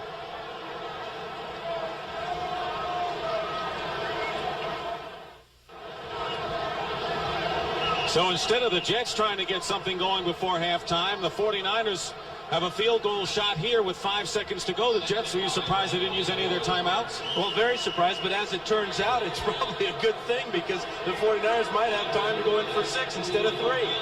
A 41-yard attempt by Mike Kofer. And the kick is good. Kofer is 2 for 2 this afternoon. And the look on Joe Walton's face says it all. That is the end of the first half. And the crowd really letting the Jets know how they feel. 20-7, 49ers lead at halftime. CBS Sports coverage of the National Football League is sponsored by Cadillac and your local Cadillac dealer. Discover why the only way to travel is Cadillac style. City Corp, because Americans want to succeed, not just survive. And by the Stanley Works of New Britain, Connecticut. Sports coverage of the National Football League is sponsored by Levi's 505 and 506 jeans. Shopback Wet Dry Vacuums. If you own a house, you gotta own a Shopback. And by today's truck, Chevrolet. Nobody's winning like the heartbeat of America. 20-7, the 49ers lead the Jets at halftime, and Dan Fouts is an ex-quarterback who's in and out because of injuries at times. What are your thoughts of Young getting back in there, even though the 49ers have that lead when Bono was, ignited that big play? Well, I really think that Steve Bono can carry the 49ers this second half. Number one, rushing the ball. The 49ers are doing a great job. That offensive line is also protecting the quarterbacks extremely well. And I think that Steve Young is much too valuable to the 49er football team to have him risk further injury to that knee. Are you surprised the Jets really didn't get a great spurt when McMillan went in for the touchdown? It looked like there was their chance to go from there. It really was. I mean, here's the chance. They tie the ball game up at 7 apiece, and the Jet offense then goes out there and goes backwards in the second half. 0 yards for offense in that second half for the Jets. And, of course, the fumble allowed the 49ers to get the last 3 points before halftime, and here's how it happened. Well, this is Newbert on the reception over the middle. and he gets the ball punched away right now as Keena Turner comes in and just strips it with his right hand, and Romanowski and Michael Carter, of all people, are there for the recovery. Well, as you mentioned, 0 yardage in the second half, and so the total yards 280 to 90. And the Jets scored. It was their defense who scored. Their offense have not scored a touchdown in the last 11 quarters and continues to struggle. And the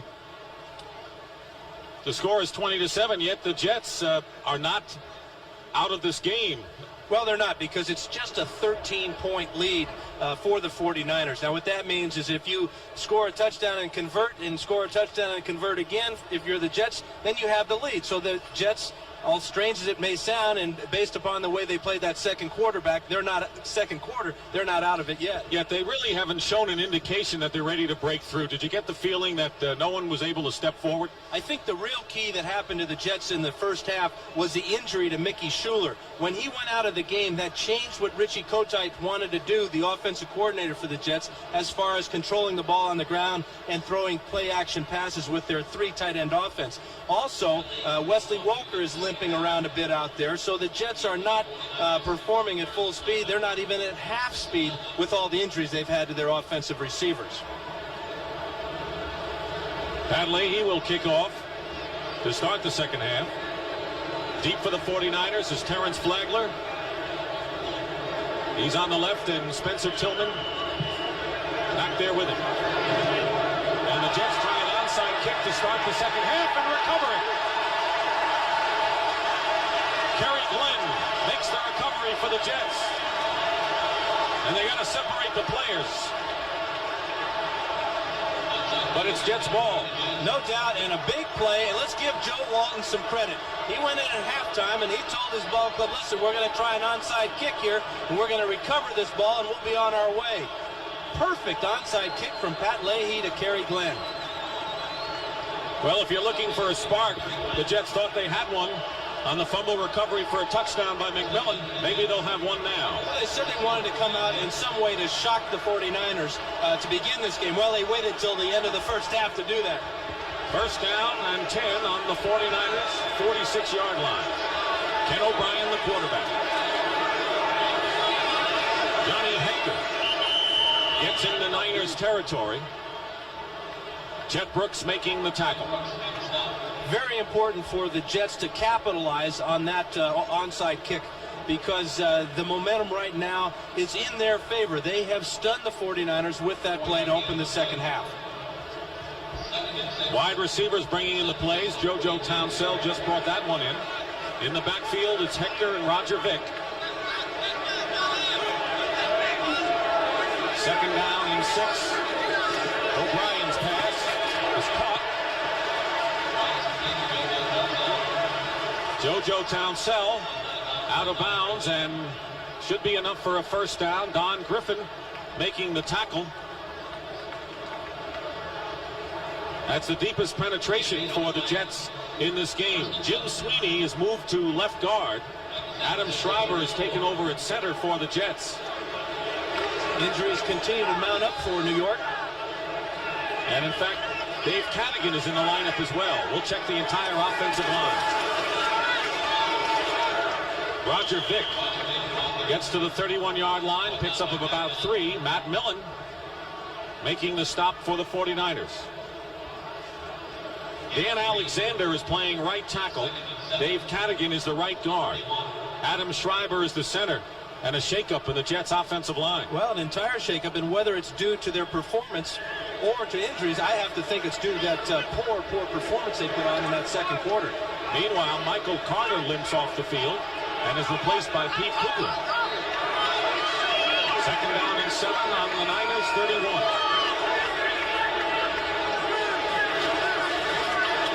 O'Brien's pass. Townsell incomplete. It's Carter's right foot. And there's a lot of weight on that right foot, 300 pounds, and especially when you're playing on this artificial surface, you tend to twist and turn, and sometimes you sprain an ankle or something. Interestingly enough, the Jets thought that Jim Sweeney, who'd been their mainstay at center, would be able to do decently against Carter, who's been just Superb is the nose tackle. Eric Wright, the nickel back. With Sweeney now playing guard. Play action on 3rd and 7. O'Brien's pass is caught by Uber. And a first down for the Jets to the 15. A gain of 16 yards with Griffin on the tackle. This is Ken O'Brien's best pass of the day as he fakes the ball to Freeman McNeil, and now he'll just step up into the pocket and loft this ball over Bill Romanowski's hands right there and drop it into Newbert, and the Jets are in business inside the 15. Former basketball player at the University of Nebraska, causing George Seifert some fits right now. He holds the Nebraska basketball record for most times fouled out in the game. Can't foul out of this one. First down on the 14.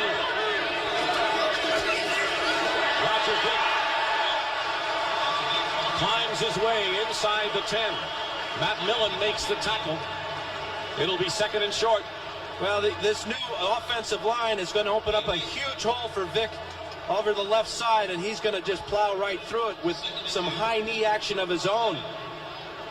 Great job on Michael Walter by Jeff Oliver, number 70, a rookie. 2nd down and 2. I don't know what the Jets did in that locker room at halftime, but so far it's worked. Here's Vick, and he's hit by Pete Kugler for no gain, and that'll bring up 3rd down and a couple. Well, whatever Joe Walton talked about at halftime, it has worked. And I go back to that onside kick, which is one of the riskiest plays in the game. If the Jets don't recover it, they give the 49ers tremendous field position. But if they do recover it, they swing the momentum to start the second half in their favor. It was a good gamble for the Jets. Well, they had nothing to lose, that's for sure. 3rd down and 2. O'Brien overthrows his man in the end zone. Burkett was covered by Griffin, and that'll bring up 4th down, and they're going to send in the field goal team. I think the crowd was looking for more than that. Well, Ken O'Brien wanted to go for it too. He had Burkett in the back of the end zone, but Burkett fell down.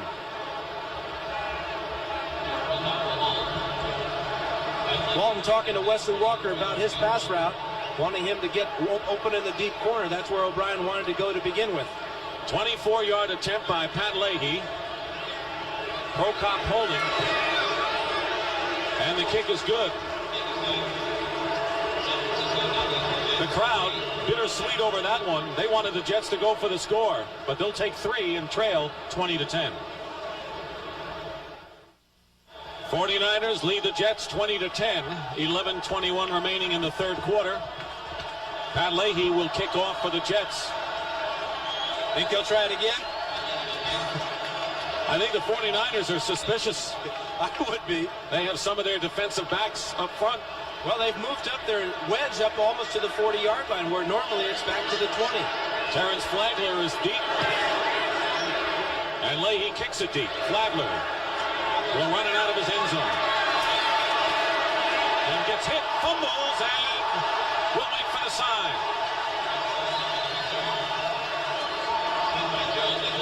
And apparently, the 49ers recovered Nichols. Gerald Nichols with a crunching hit. Tom Rathman recovered.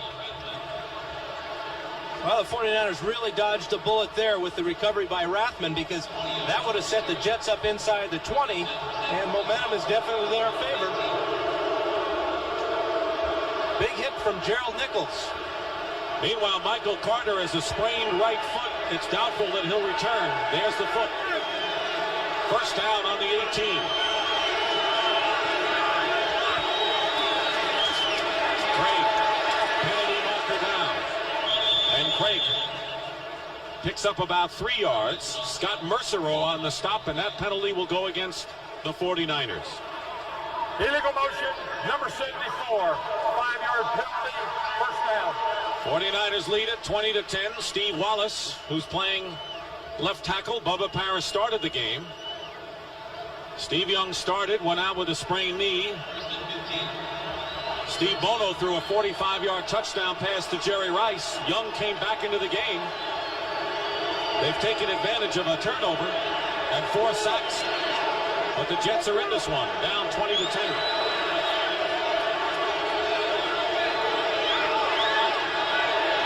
Ball on the 13. Young going for Jerry Rice. And he nearly made a one-handed spectacular grab. James Hasty, step for step with him. As you said, Dick, this is almost a spectacular one-handed grab from Jerry Rice. Wonderful coverage by James Hasty, and Rice just can't pull it in. And that's news when he doesn't make that grab. That's Young's numbers. The touchdown pass was to Brent Jones in the first quarter. 2nd down and 15.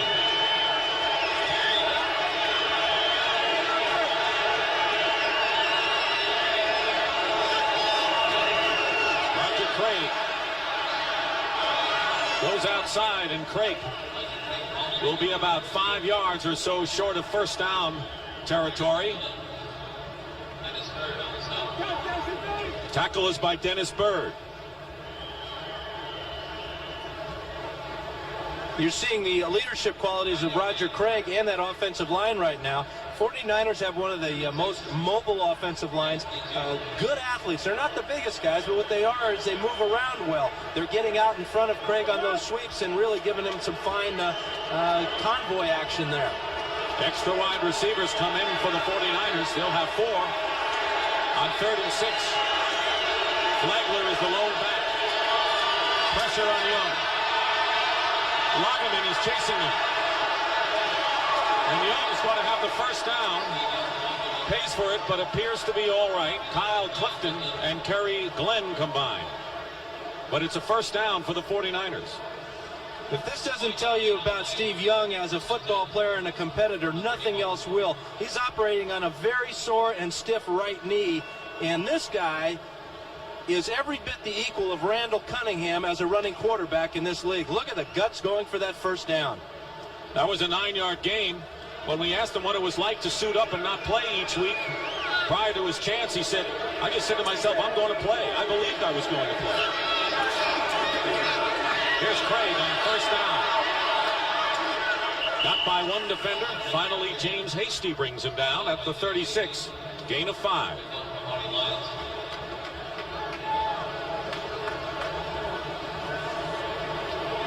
Amazing run for Steve Young there, out of the pocket, picking up that first down like that. He is such a competitor. You said that he prepares himself to play, and that's why he's playing right now. A lot of guys with the injury that he sustained in that first quarter would have taken themselves out of the ball game, but this guy, he knows that this is his opportunity to shine. And he has. 2nd down and 5 at the 36. Here's Craig again. And he's crunched at the 40-yard line. He'll be short of a first down by about a yard.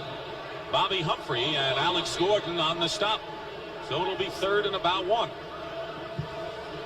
Tom Rathman is having an outstanding day leading the way for Roger Craig. Here he kicks out on Alex Gordon, and that gives Craig just what he needs, just a little seam to get headed upfield, and that's where Roger Craig is most dangerous, when he's got his shoulders squared to the line of scrimmage and he can cut right or left.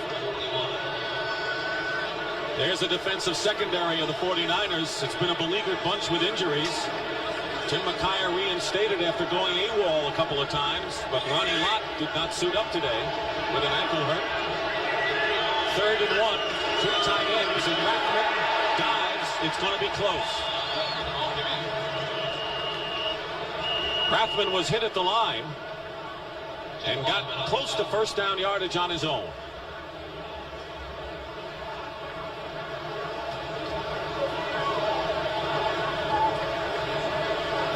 And it is a first down for the 49ers.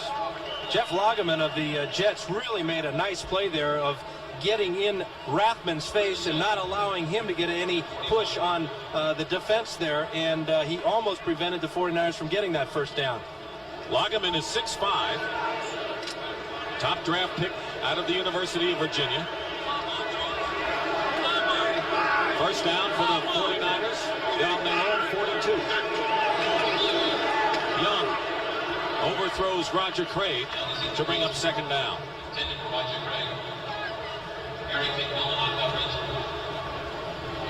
49ers are 4-1 against the Jets, and this is the first time that they have played the Jets here at the Meadowlands. They have played the Giants 6 straight years here at Giant Stadium, but the first time they played the Jets here. Last time, of course, was at Shea Stadium, the former home of the Jets.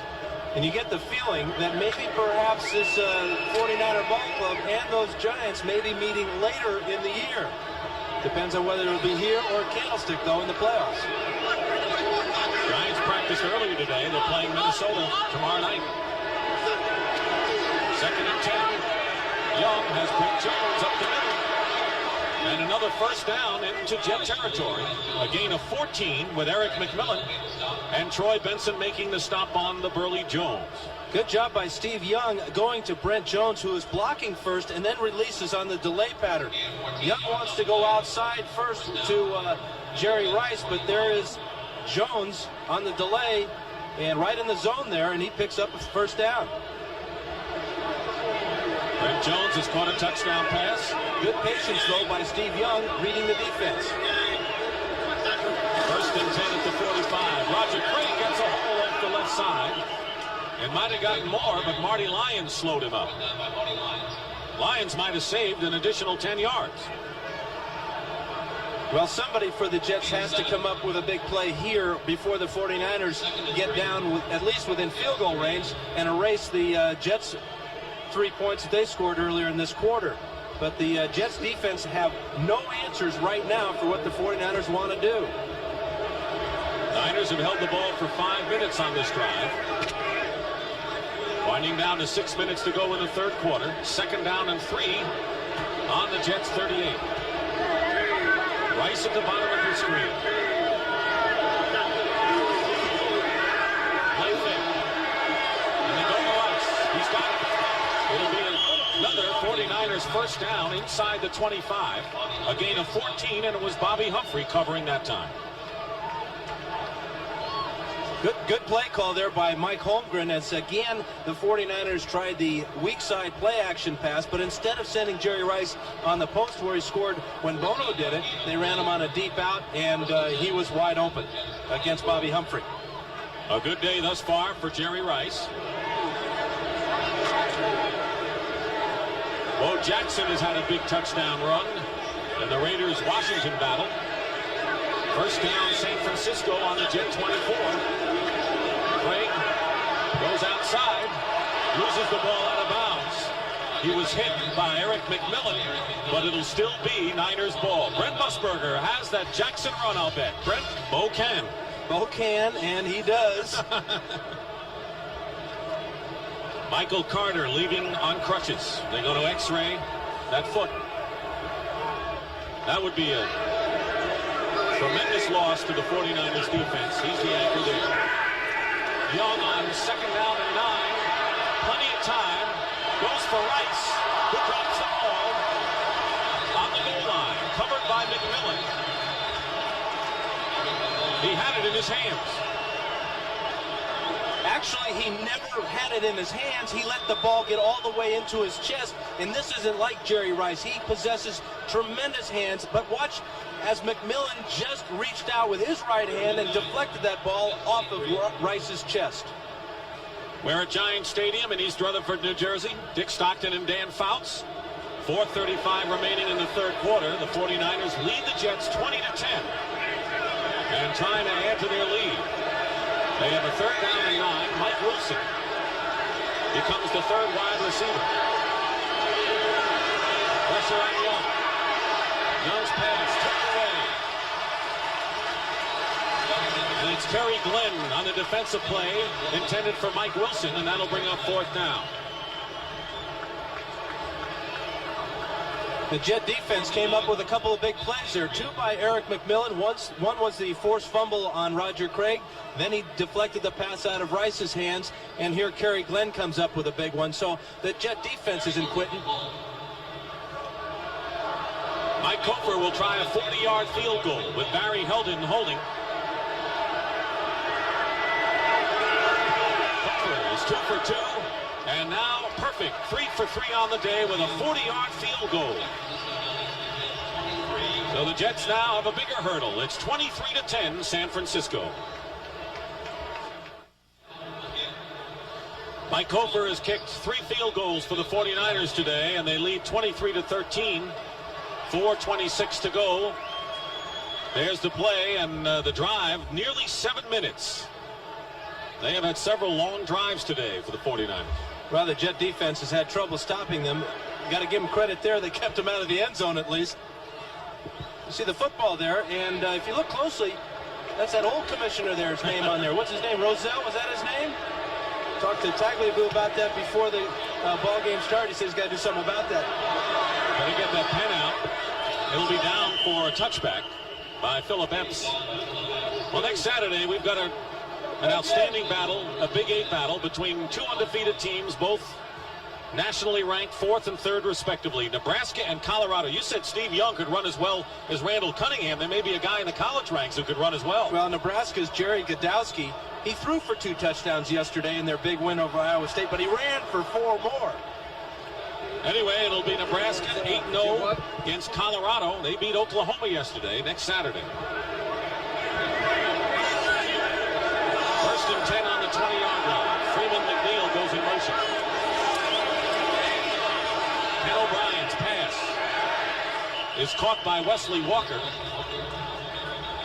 And they have to separate Matt Millen and Newbert, the tight end. Bill Romanowski made the tackle for the 49ers. And a pickup of about 7. Well, and you talked about the skirmishes that the 49ers had in practice on Thursday, and you know that this man here, Matt Millen, had to be in the middle of one of them, and he was with Bruce Colley. And he said that the guy that impressed him more than anybody in the skirmishes and the fights there was his buddy Michael Carter, who came in and cleaned up on Colley for him. Carter, meanwhile, nursing the bad foot. Johnny Hector is shy of a first down, gets to the 29. Charles Haley, who was shaken up earlier, back in the lineup, made the stop. 49ers are a little thin at defensive line with Carter's injury. Larry Roberts is playing with a bad knee, and we may see Putzier. 49ers have always used everybody of their defensive line. They carry a lot and use many. 3rd down and 1 on the 29.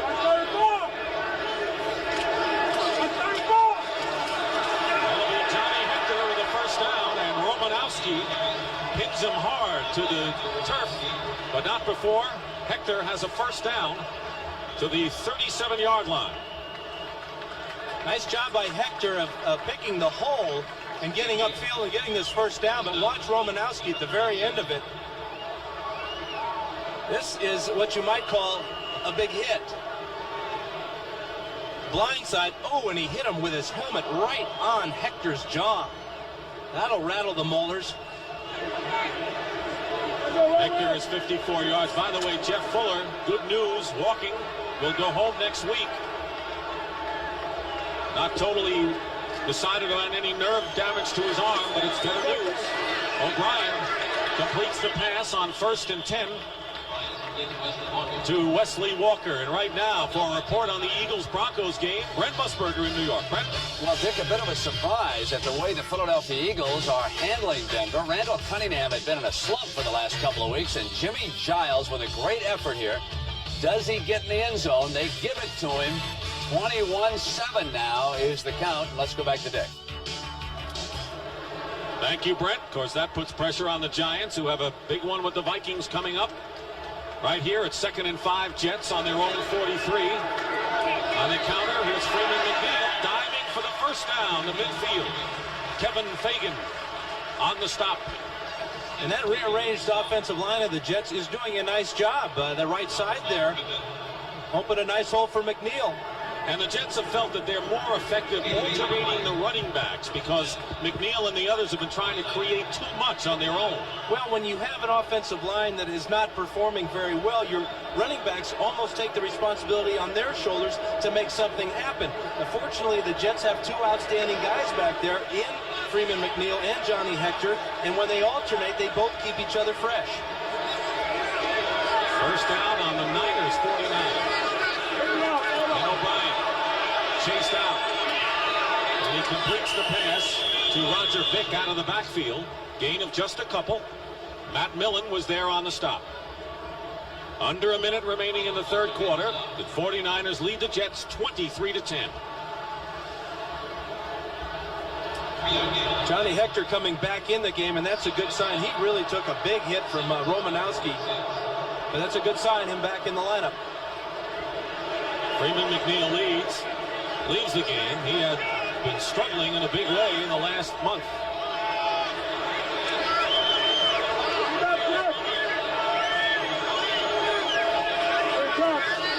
Swing pass, Hector falls down. And then is brought down. It'll be 3rd down and 7, no gain. Charles Haley that time. That'll be the last play of the third quarter. Johnny Hector's been a hard worker today for the Jets. And that is the end of the third quarter here at Giant Stadium. The 49ers lead the Jets 23-10.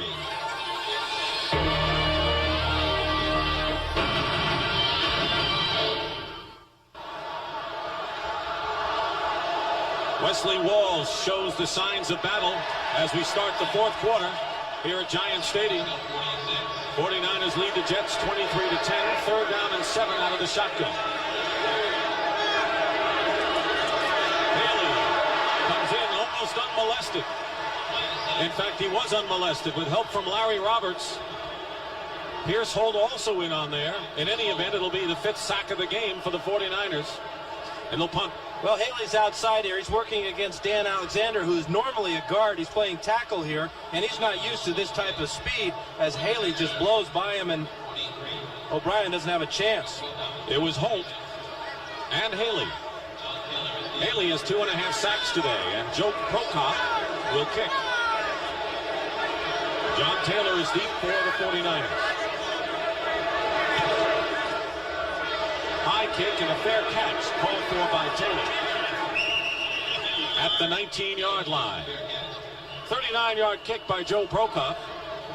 Haley's been a busy man defensively today.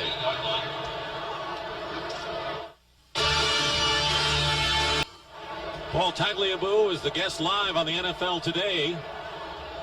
That'll start our coverage next week, 12:30 Eastern. The NFL Today, most of you will see the Rams against the Minnesota Vikings.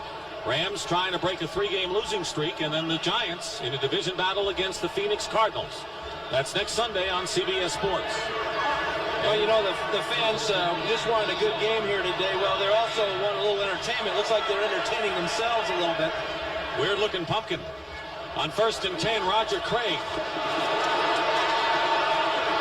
And it takes a few to bring him down, and Guy McIntyre had the key block. A 16-yard pickup. Jeff Lageman makes the stop at the 35. Again, the 49ers with one of the most basic plays in football, the old sweep play that, you know, the Packers with Fuzzy Thurston and Jerry Kramer made famous. Well, it was at about 30 years ago. But the 49ers are making them proud as both guards, Colley and McIntyre, out in front of Roger Craig again. First down at the 35.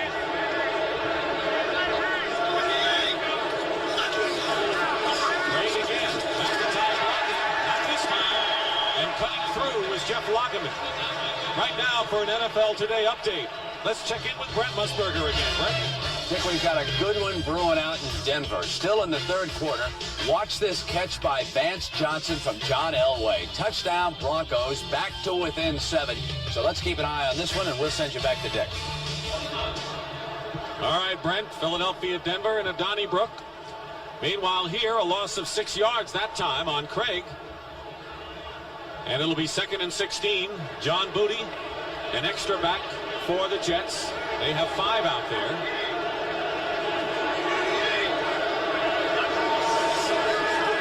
Steve Young out of the backfield. Craig. And Craig drags the defender up to the 40-yard line. Leander Knight on the stop. It'll be 3rd down and about 4. Gain of 12. Good patience for Steve Young in the pocket. Again, taking what the defense gives you. The Jets were in a zone. Went to his secondary receiver in Craig, and look what Craig gives you after the catch. Great running ability, dragging the defender about 5 extra yards. 6 catches for Craig today. 4 wideouts, including Mike Wilson and Terry Greer on 3rd and 4. Young's pass complete to Mike Wilson. And that'll be good enough for the first down, just in Jet territory, a gain of 10 yards. When you look down on the field at Steve Young, and he's limping very badly right now. You just wonder how much longer he can play on that right knee. He's such a competitor. I'm sure every time he comes to the sideline and the coaches say, "How you doing, Steve?" He says, "Oh, no problem. I'm feeling fine." But there's got to be a reason why the 49ers, even with a lead like this, won't go with Steve Bono, who delivered in the series he was in. Well, the man right there, George Seifert, is probably the guy that can give you that answer. 2 tight ends for the Niners, 1st and 10. Roger Craig with Rathman blocking. Alex Gordon on the stop. No gain. Now Bono gets the helmet on, and it looks as if Steve Bono is going to warm up a bit and get into the game.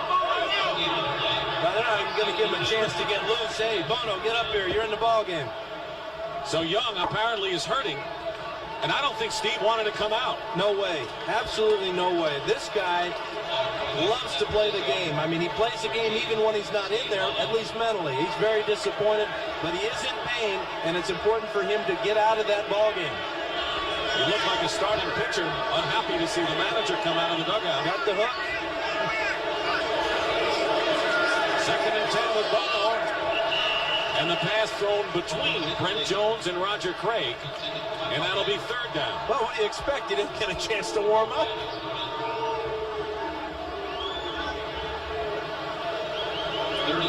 That's his first incompletion. He was 4 for 4 in the time he was in there. And that big touchdown pass to Jerry Rice on the play action pass.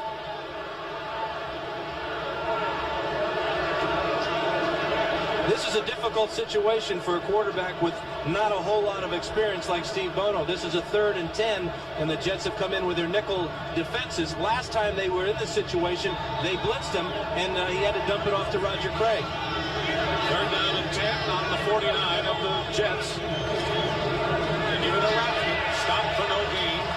Dennis Byrd, another one of the good-looking rookie defensive linemen the Jets have for the future. We'll take a look at Dennis Byrd, number 90, as he gets good penetration. And this gives me the idea that George Seifert wants to play a field position game from here on out. Let his defense continue to control the Jets' offense. Barry Hilton will kick it away. He only punted once last week. JoJo Townsell deep for the Jets.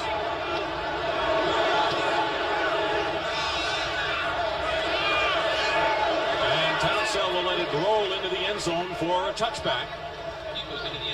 49-yard kick, and the Jets will get the ball again. And we'll return to Giant Stadium after this word from your local station. Sports coverage of the National Football League is sponsored by Michelob Dry. Bold taste with no aftertaste. Make dry refreshes completely. The Gillette Antra Plus system and Gillette Foamy, together the best a man can get. And by Subaru, we built our reputation by building a better car. Back at Giant Stadium, Dick Stockton and Dan Fouts. That much time remaining in the 4th quarter. The 49ers lead, and the Jets could be on their way to their 5th loss in a row. The offense has not scored a touchdown in the last 12 quarters. They start from the 20. Ken O'Brien. And through the hands of Wesley Walker, he was covered by Tim McKyer. By the way, McKyer's been in there because of a concussion suffered by Darryl Pollard, who started another one on the long list of injuries in the 49ers secondary. 8 different starters for the 49ers this year in the secondary. There's Ronnie Lott on the sidelines. He's been out for a month. The 49ers came into the game 17th in the league in pass defense. They're getting healthy today, though. They've held the Jets well under 200 yards. Been a team to get healthy on. 2nd and 10. Swing it out to Vick. Roger Vick down at the 29, short of a first down by about a yard. Charles Haley on the tackle. Vick has been having his troubles lately. The Jets had no running attack. McNeil and Vick had really come up empty in recent weeks. Well, they have. But Roger Vick, when he is right, is an unusual fullback because he has speed to get outside. 3rd down and 1 now at the 29. Make it 3rd and 2. O'Brien has a first down on a slant in to the Jets' 42-yard line. Tim McKyer on the stop. Good for 13 yards. This is such a big play for Chris Burkett. Playing with a heavy heart because his brother died in an automobile accident yesterday. Real tribute to what this young man is made of, having the ability to concentrate on football under a very stressful situation. Came over from the Buffalo Bills and not yet totally familiar with the Jets offense. First down, Jets on their 42.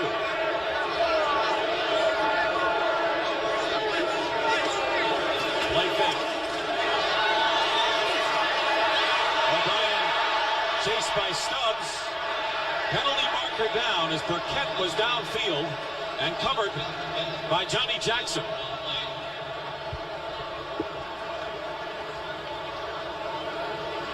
This will be an interesting decision for the officials because to have pass interference, you have to have a catchable ball. But this may go against the Jets and Chris Burkett. Look, judging by Joe Walton's reaction, apparently it is against the Jets. And we talked about the symptoms of a losing ball club. Drop passes, what you've seen on this drive from Wesley Walker. Penalties, as we're seeing here, and fumbles, a couple already today. Pass interference, number 87.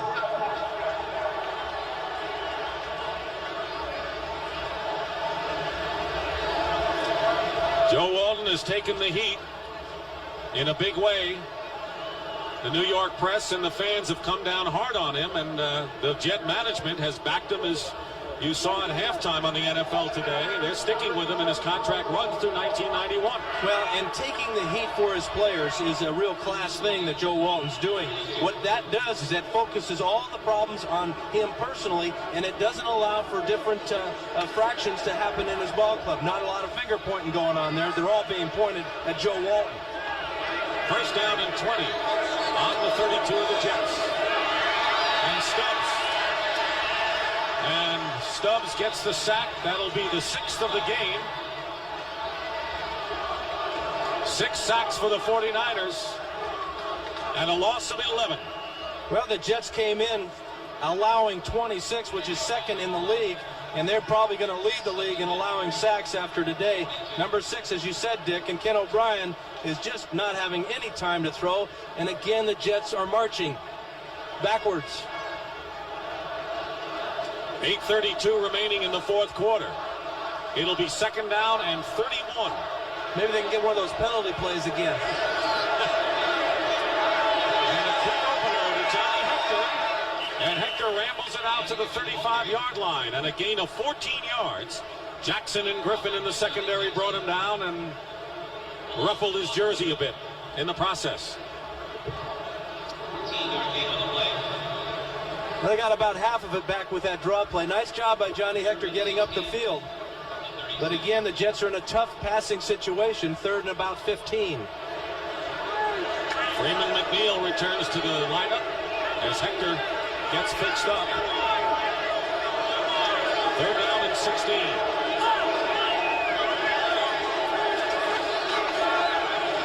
O'Brien has pressure. Penalty marker down. And the pass is complete to Johnny Hector. 10 yards shy of a first down. Bill Romanowski was right there on the hit. Let's see what the flag is, though. See, I told you that's all they needed, one of those penalties to pick up that first down. They're doing great when they're in those 3rd and 30 situations, picking up these penalties. Remember yesterday, Joe Walton says it's tough when we're in 2nd and long. How about 3rd and 30? Illegal hands to the face man. Number 78, first down. That's Pierce Holt, and Jet first down. Boy, they have been the beneficiary of those. Roger Craig on the sidelines getting his left hand wrapped up with some ice.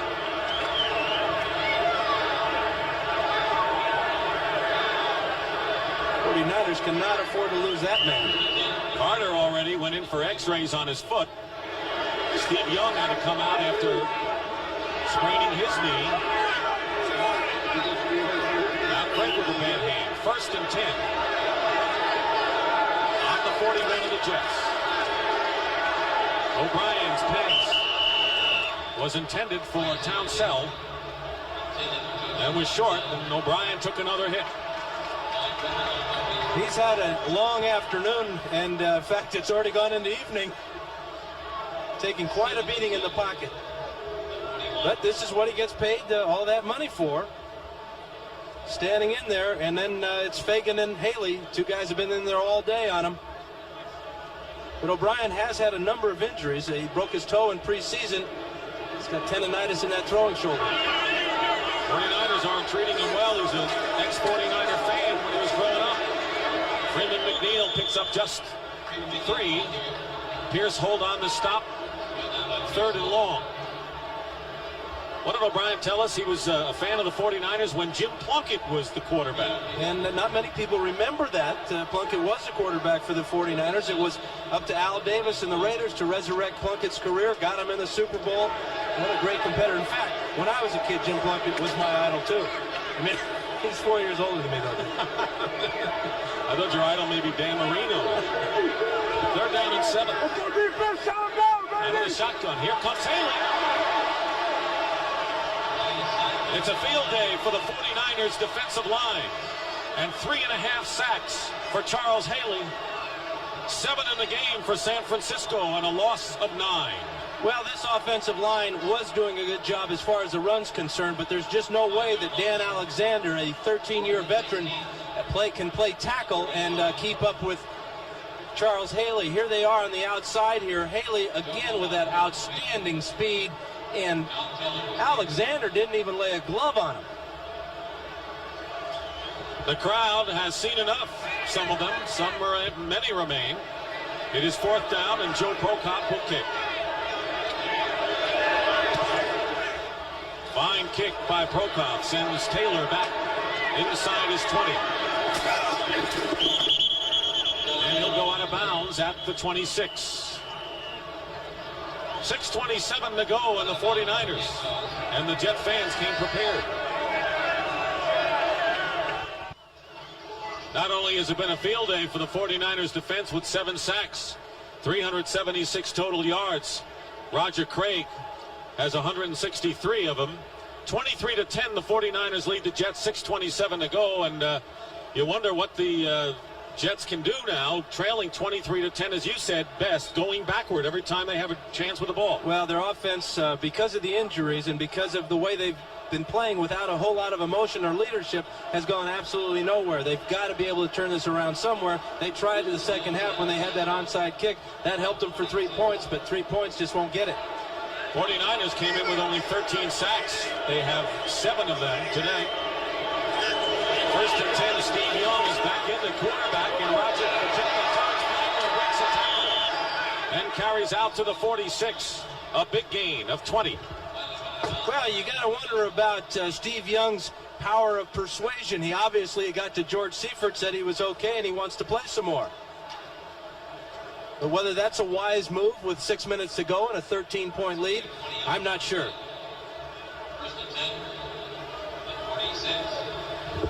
And on the other sideline, that's Mark Malone, who is the backup quarterback to Ken O'Brien. And O'Brien is going to be a sore young man tomorrow morning if he isn't already. Rathman and Flagler are the backs. Craig out with that injured hand. First down on the delay. Here's Terrence Flagler. Dives to midfield.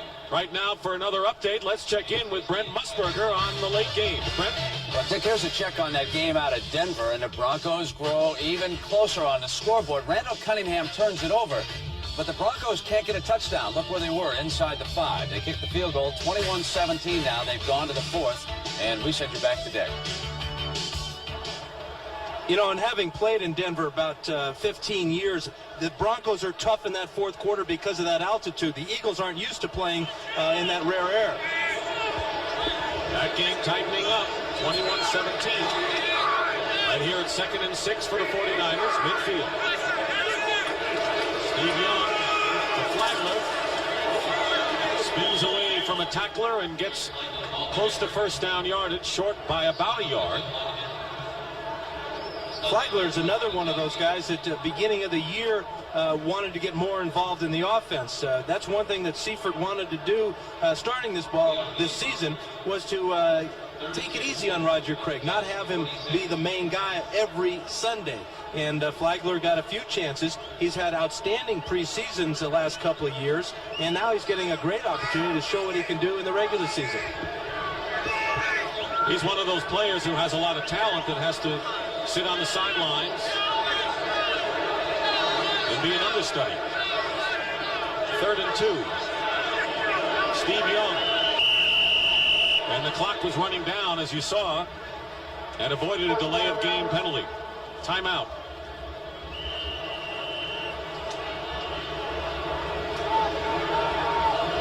'49ers comfortably in front. 3rd and 2. Roger Craig and Jerry Rice on the sidelines. 3rd down and 2 at the 46 of the Jets. Flagler. And he'll lose. Jeff Lageman on the stop. And that'll bring up 4th down. Interesting that Rice and Craig are on the sidelines along with John Taylor, but yet still in the ballgame with Steve Young playing on a bad knee. How do you figure that? Obviously, George Seifert doesn't have confidence in Bono's abilities at this point of his career, and he wants Steve Young to just be out there executing the offense, and he wants to play now just a field position game, kick the Jets back deep in their own territory. Barry Helton will kick. Back deep, JoJo Townsend.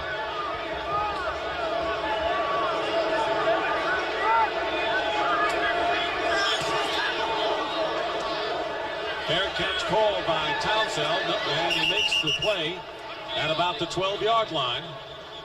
3:47 remaining in the fourth quarter, and we'll bring you up to date. Sit back and take a look at the latest scores.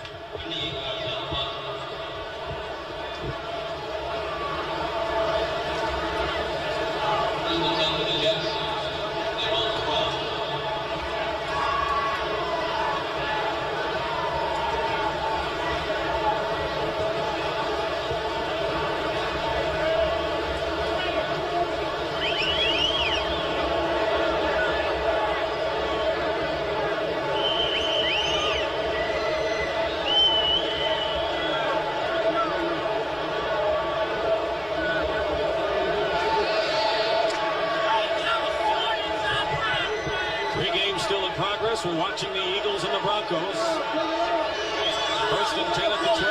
Ken O'Brien. Rushed by Kugler. Gets it off to Freeman McNeil, who stopped at the 14 by Charles Haley. Gain of a couple. Jets need 2 touchdowns to pull this game out in that much time.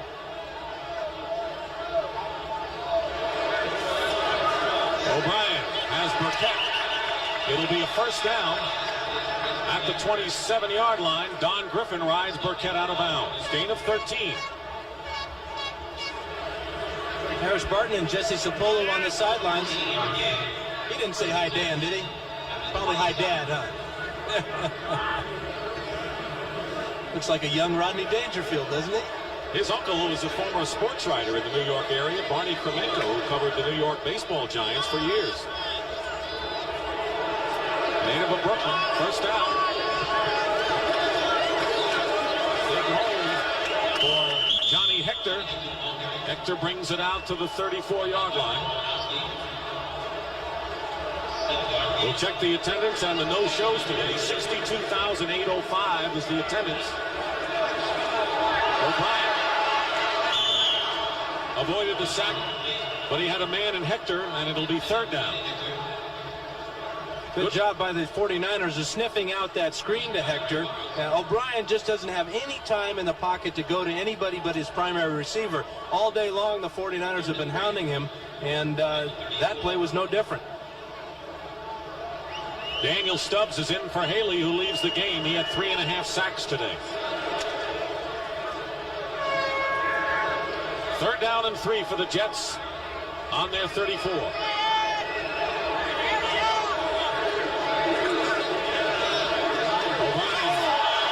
Swing it out, but Stubbs got his hand on it. That'll bring up 4th down. Daniel Stubbs in his 2nd year, and he was a high round pick. He's working against Alexander, and he shows you the type of athlete he is, fighting off the block, getting up and getting both hands on the ball. Almost came up with the interception. It is 4th down, and the Jets trailing 23-10, 4th and 3, going for the yardage.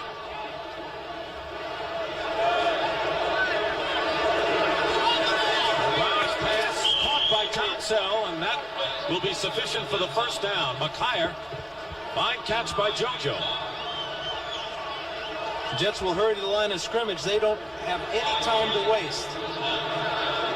They didn't use any of their timeouts in the 1st half. Down the stretch then.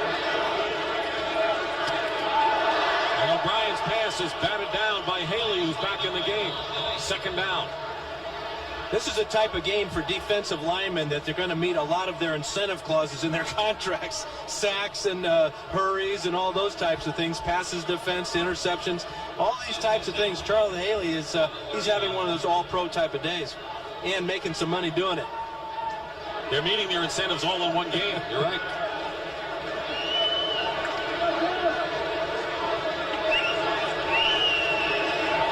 Second down and 10 on the 39. Freeman McNeil gets by Fagan and dives for the 1st down. Just a yard short of midfield. Eric Wright on the tackle. Well, the Jets can't afford many more running plays or short passes. They've got to hit a big one soon, or they're not going to have any chance of winning this game if they did to begin with. Kugler with good pressure on O'Brien.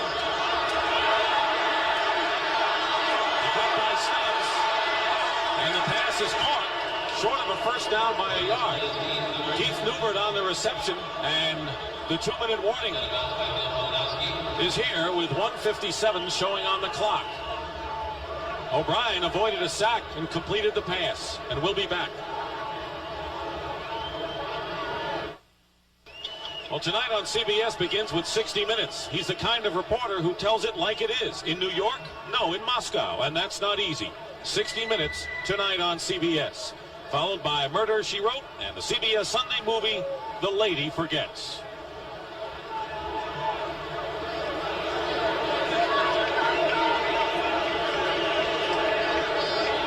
Jets have the ball about a yard short of a 1st down. 1st downs are not their big problem right now, trailing by 13 points. And you think they could add those 3 timeouts they didn't use in the 1st half and have 6? They could use them. O'Brien out of the shotgun. And the pass is complete.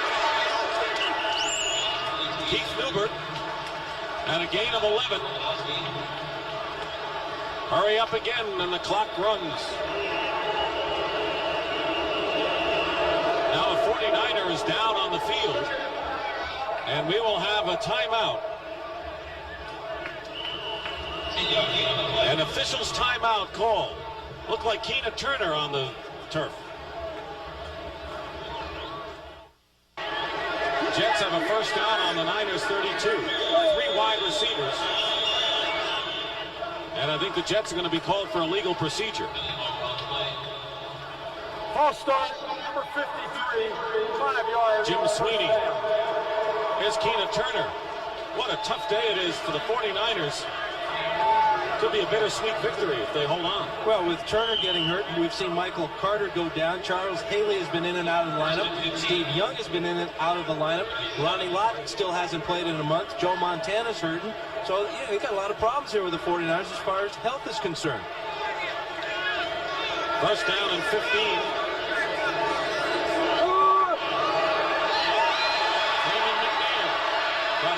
Cole nearly slipped at first, regained his footing and gets 17 yards to the San Francisco 20, where the rookie Johnny Jackson makes the tackle. And now the Jets will call their first timeout of this game. They have 2 left, and right now, quickly, let's go across the river to Brent Musburger for an update. Brent? Well, Dick, the Denver Broncos have moved ahead. Still plenty of time to go now in the fourth quarter. John Elway got it to Melvin Bratton. Remember him? A great story. Injured with the Hurricanes, missed all of last year, and he scores his first touchdown down. It's 24-21 Denver, and let's go back to Dick. Dan, of course, you knew something about the Broncos in the fourth quarter, and that's got to be good news to Giant fans with the Eagles now in trouble right at this point. Well, the Broncos have a long history of playing well at Mile High Stadium, and they make sure that as an opponent, you know that it is a mile high. It just wears you out at the end of ball games. First down for the Jets on the San Francisco 20. They have 2 timeouts left. O'Brien, another sack. Larry Roberts this time, and that's number 8 on the day.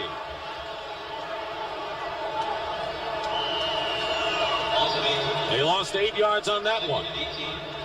2 sacks by Roberts.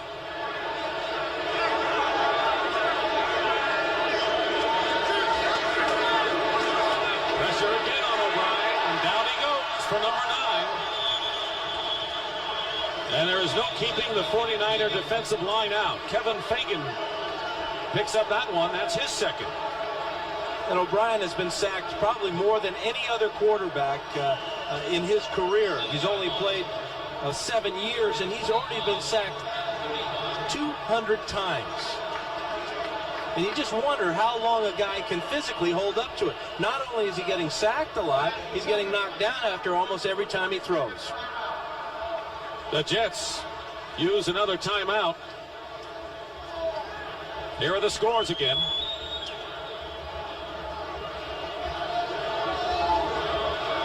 Cleveland and Cincinnati tied for first in the AFC Central. Buffalo continue to roll. They look like the power in the entire AFC. 2-game lead over the Colts. New Orleans figures to get back in the race in the NFC West. Well, they have 4 losses, and the Rams now have 3. 3 in a row. That big loss today to the Bears. The Bears snapped out of their funk a little bit. They had lost 3 in a row themselves, so they may be back in the race soon, depending on what happens tomorrow night with the Vikings and the Giants here at Giant Stadium. Want to inform our audience that when we finish here, and we have less than a minute, you'll see the conclusion of the Eagles and the Broncos from Mile High Stadium in a tight battle there. 3rd down and 26 for the Jets. O'Brien's pass to Burkett. It's complete. Short of a first down by about 13 yards and stops the clock with 54 seconds to go. You know, you talk about receivers are told to make sure they get their toes down in bounds that time. Well, Burkett made that grab and fell backwards and made sure his heels were in bounds. All counts the same.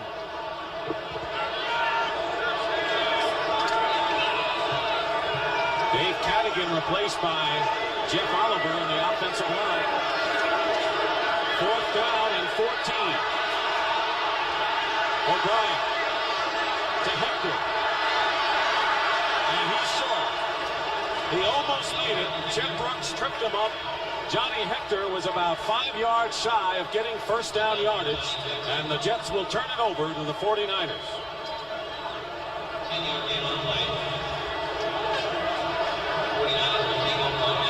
And another tough ending for Joe Walton. And another game where his offense does not score a touchdown. It'll be 13 quarters when this one's over. 13 straight quarters in which the offense did not score. It's all right, Walton is telling O'Brien, and it is. Ken O'Brien played his heart out today. Did everything he possibly could to get things going. Hung in that pocket a long time, but he took a real beating from this 49er defensive line.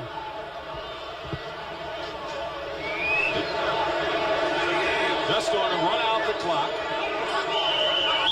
Even though the Jets have 1 timeout remaining, and they're going to use it.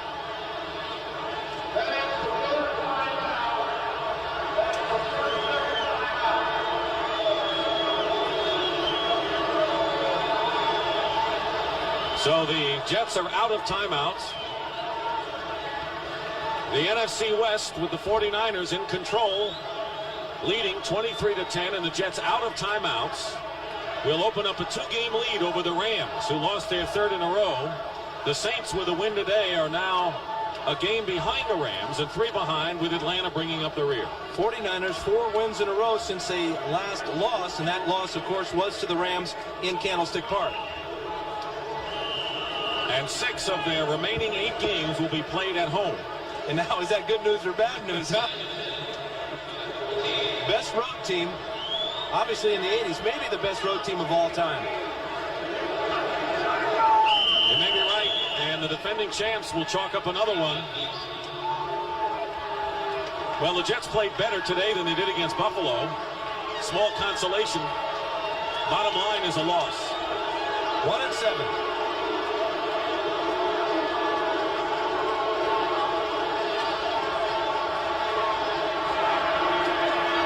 For George Seifert, the question will be, how bad are the injuries his team suffered?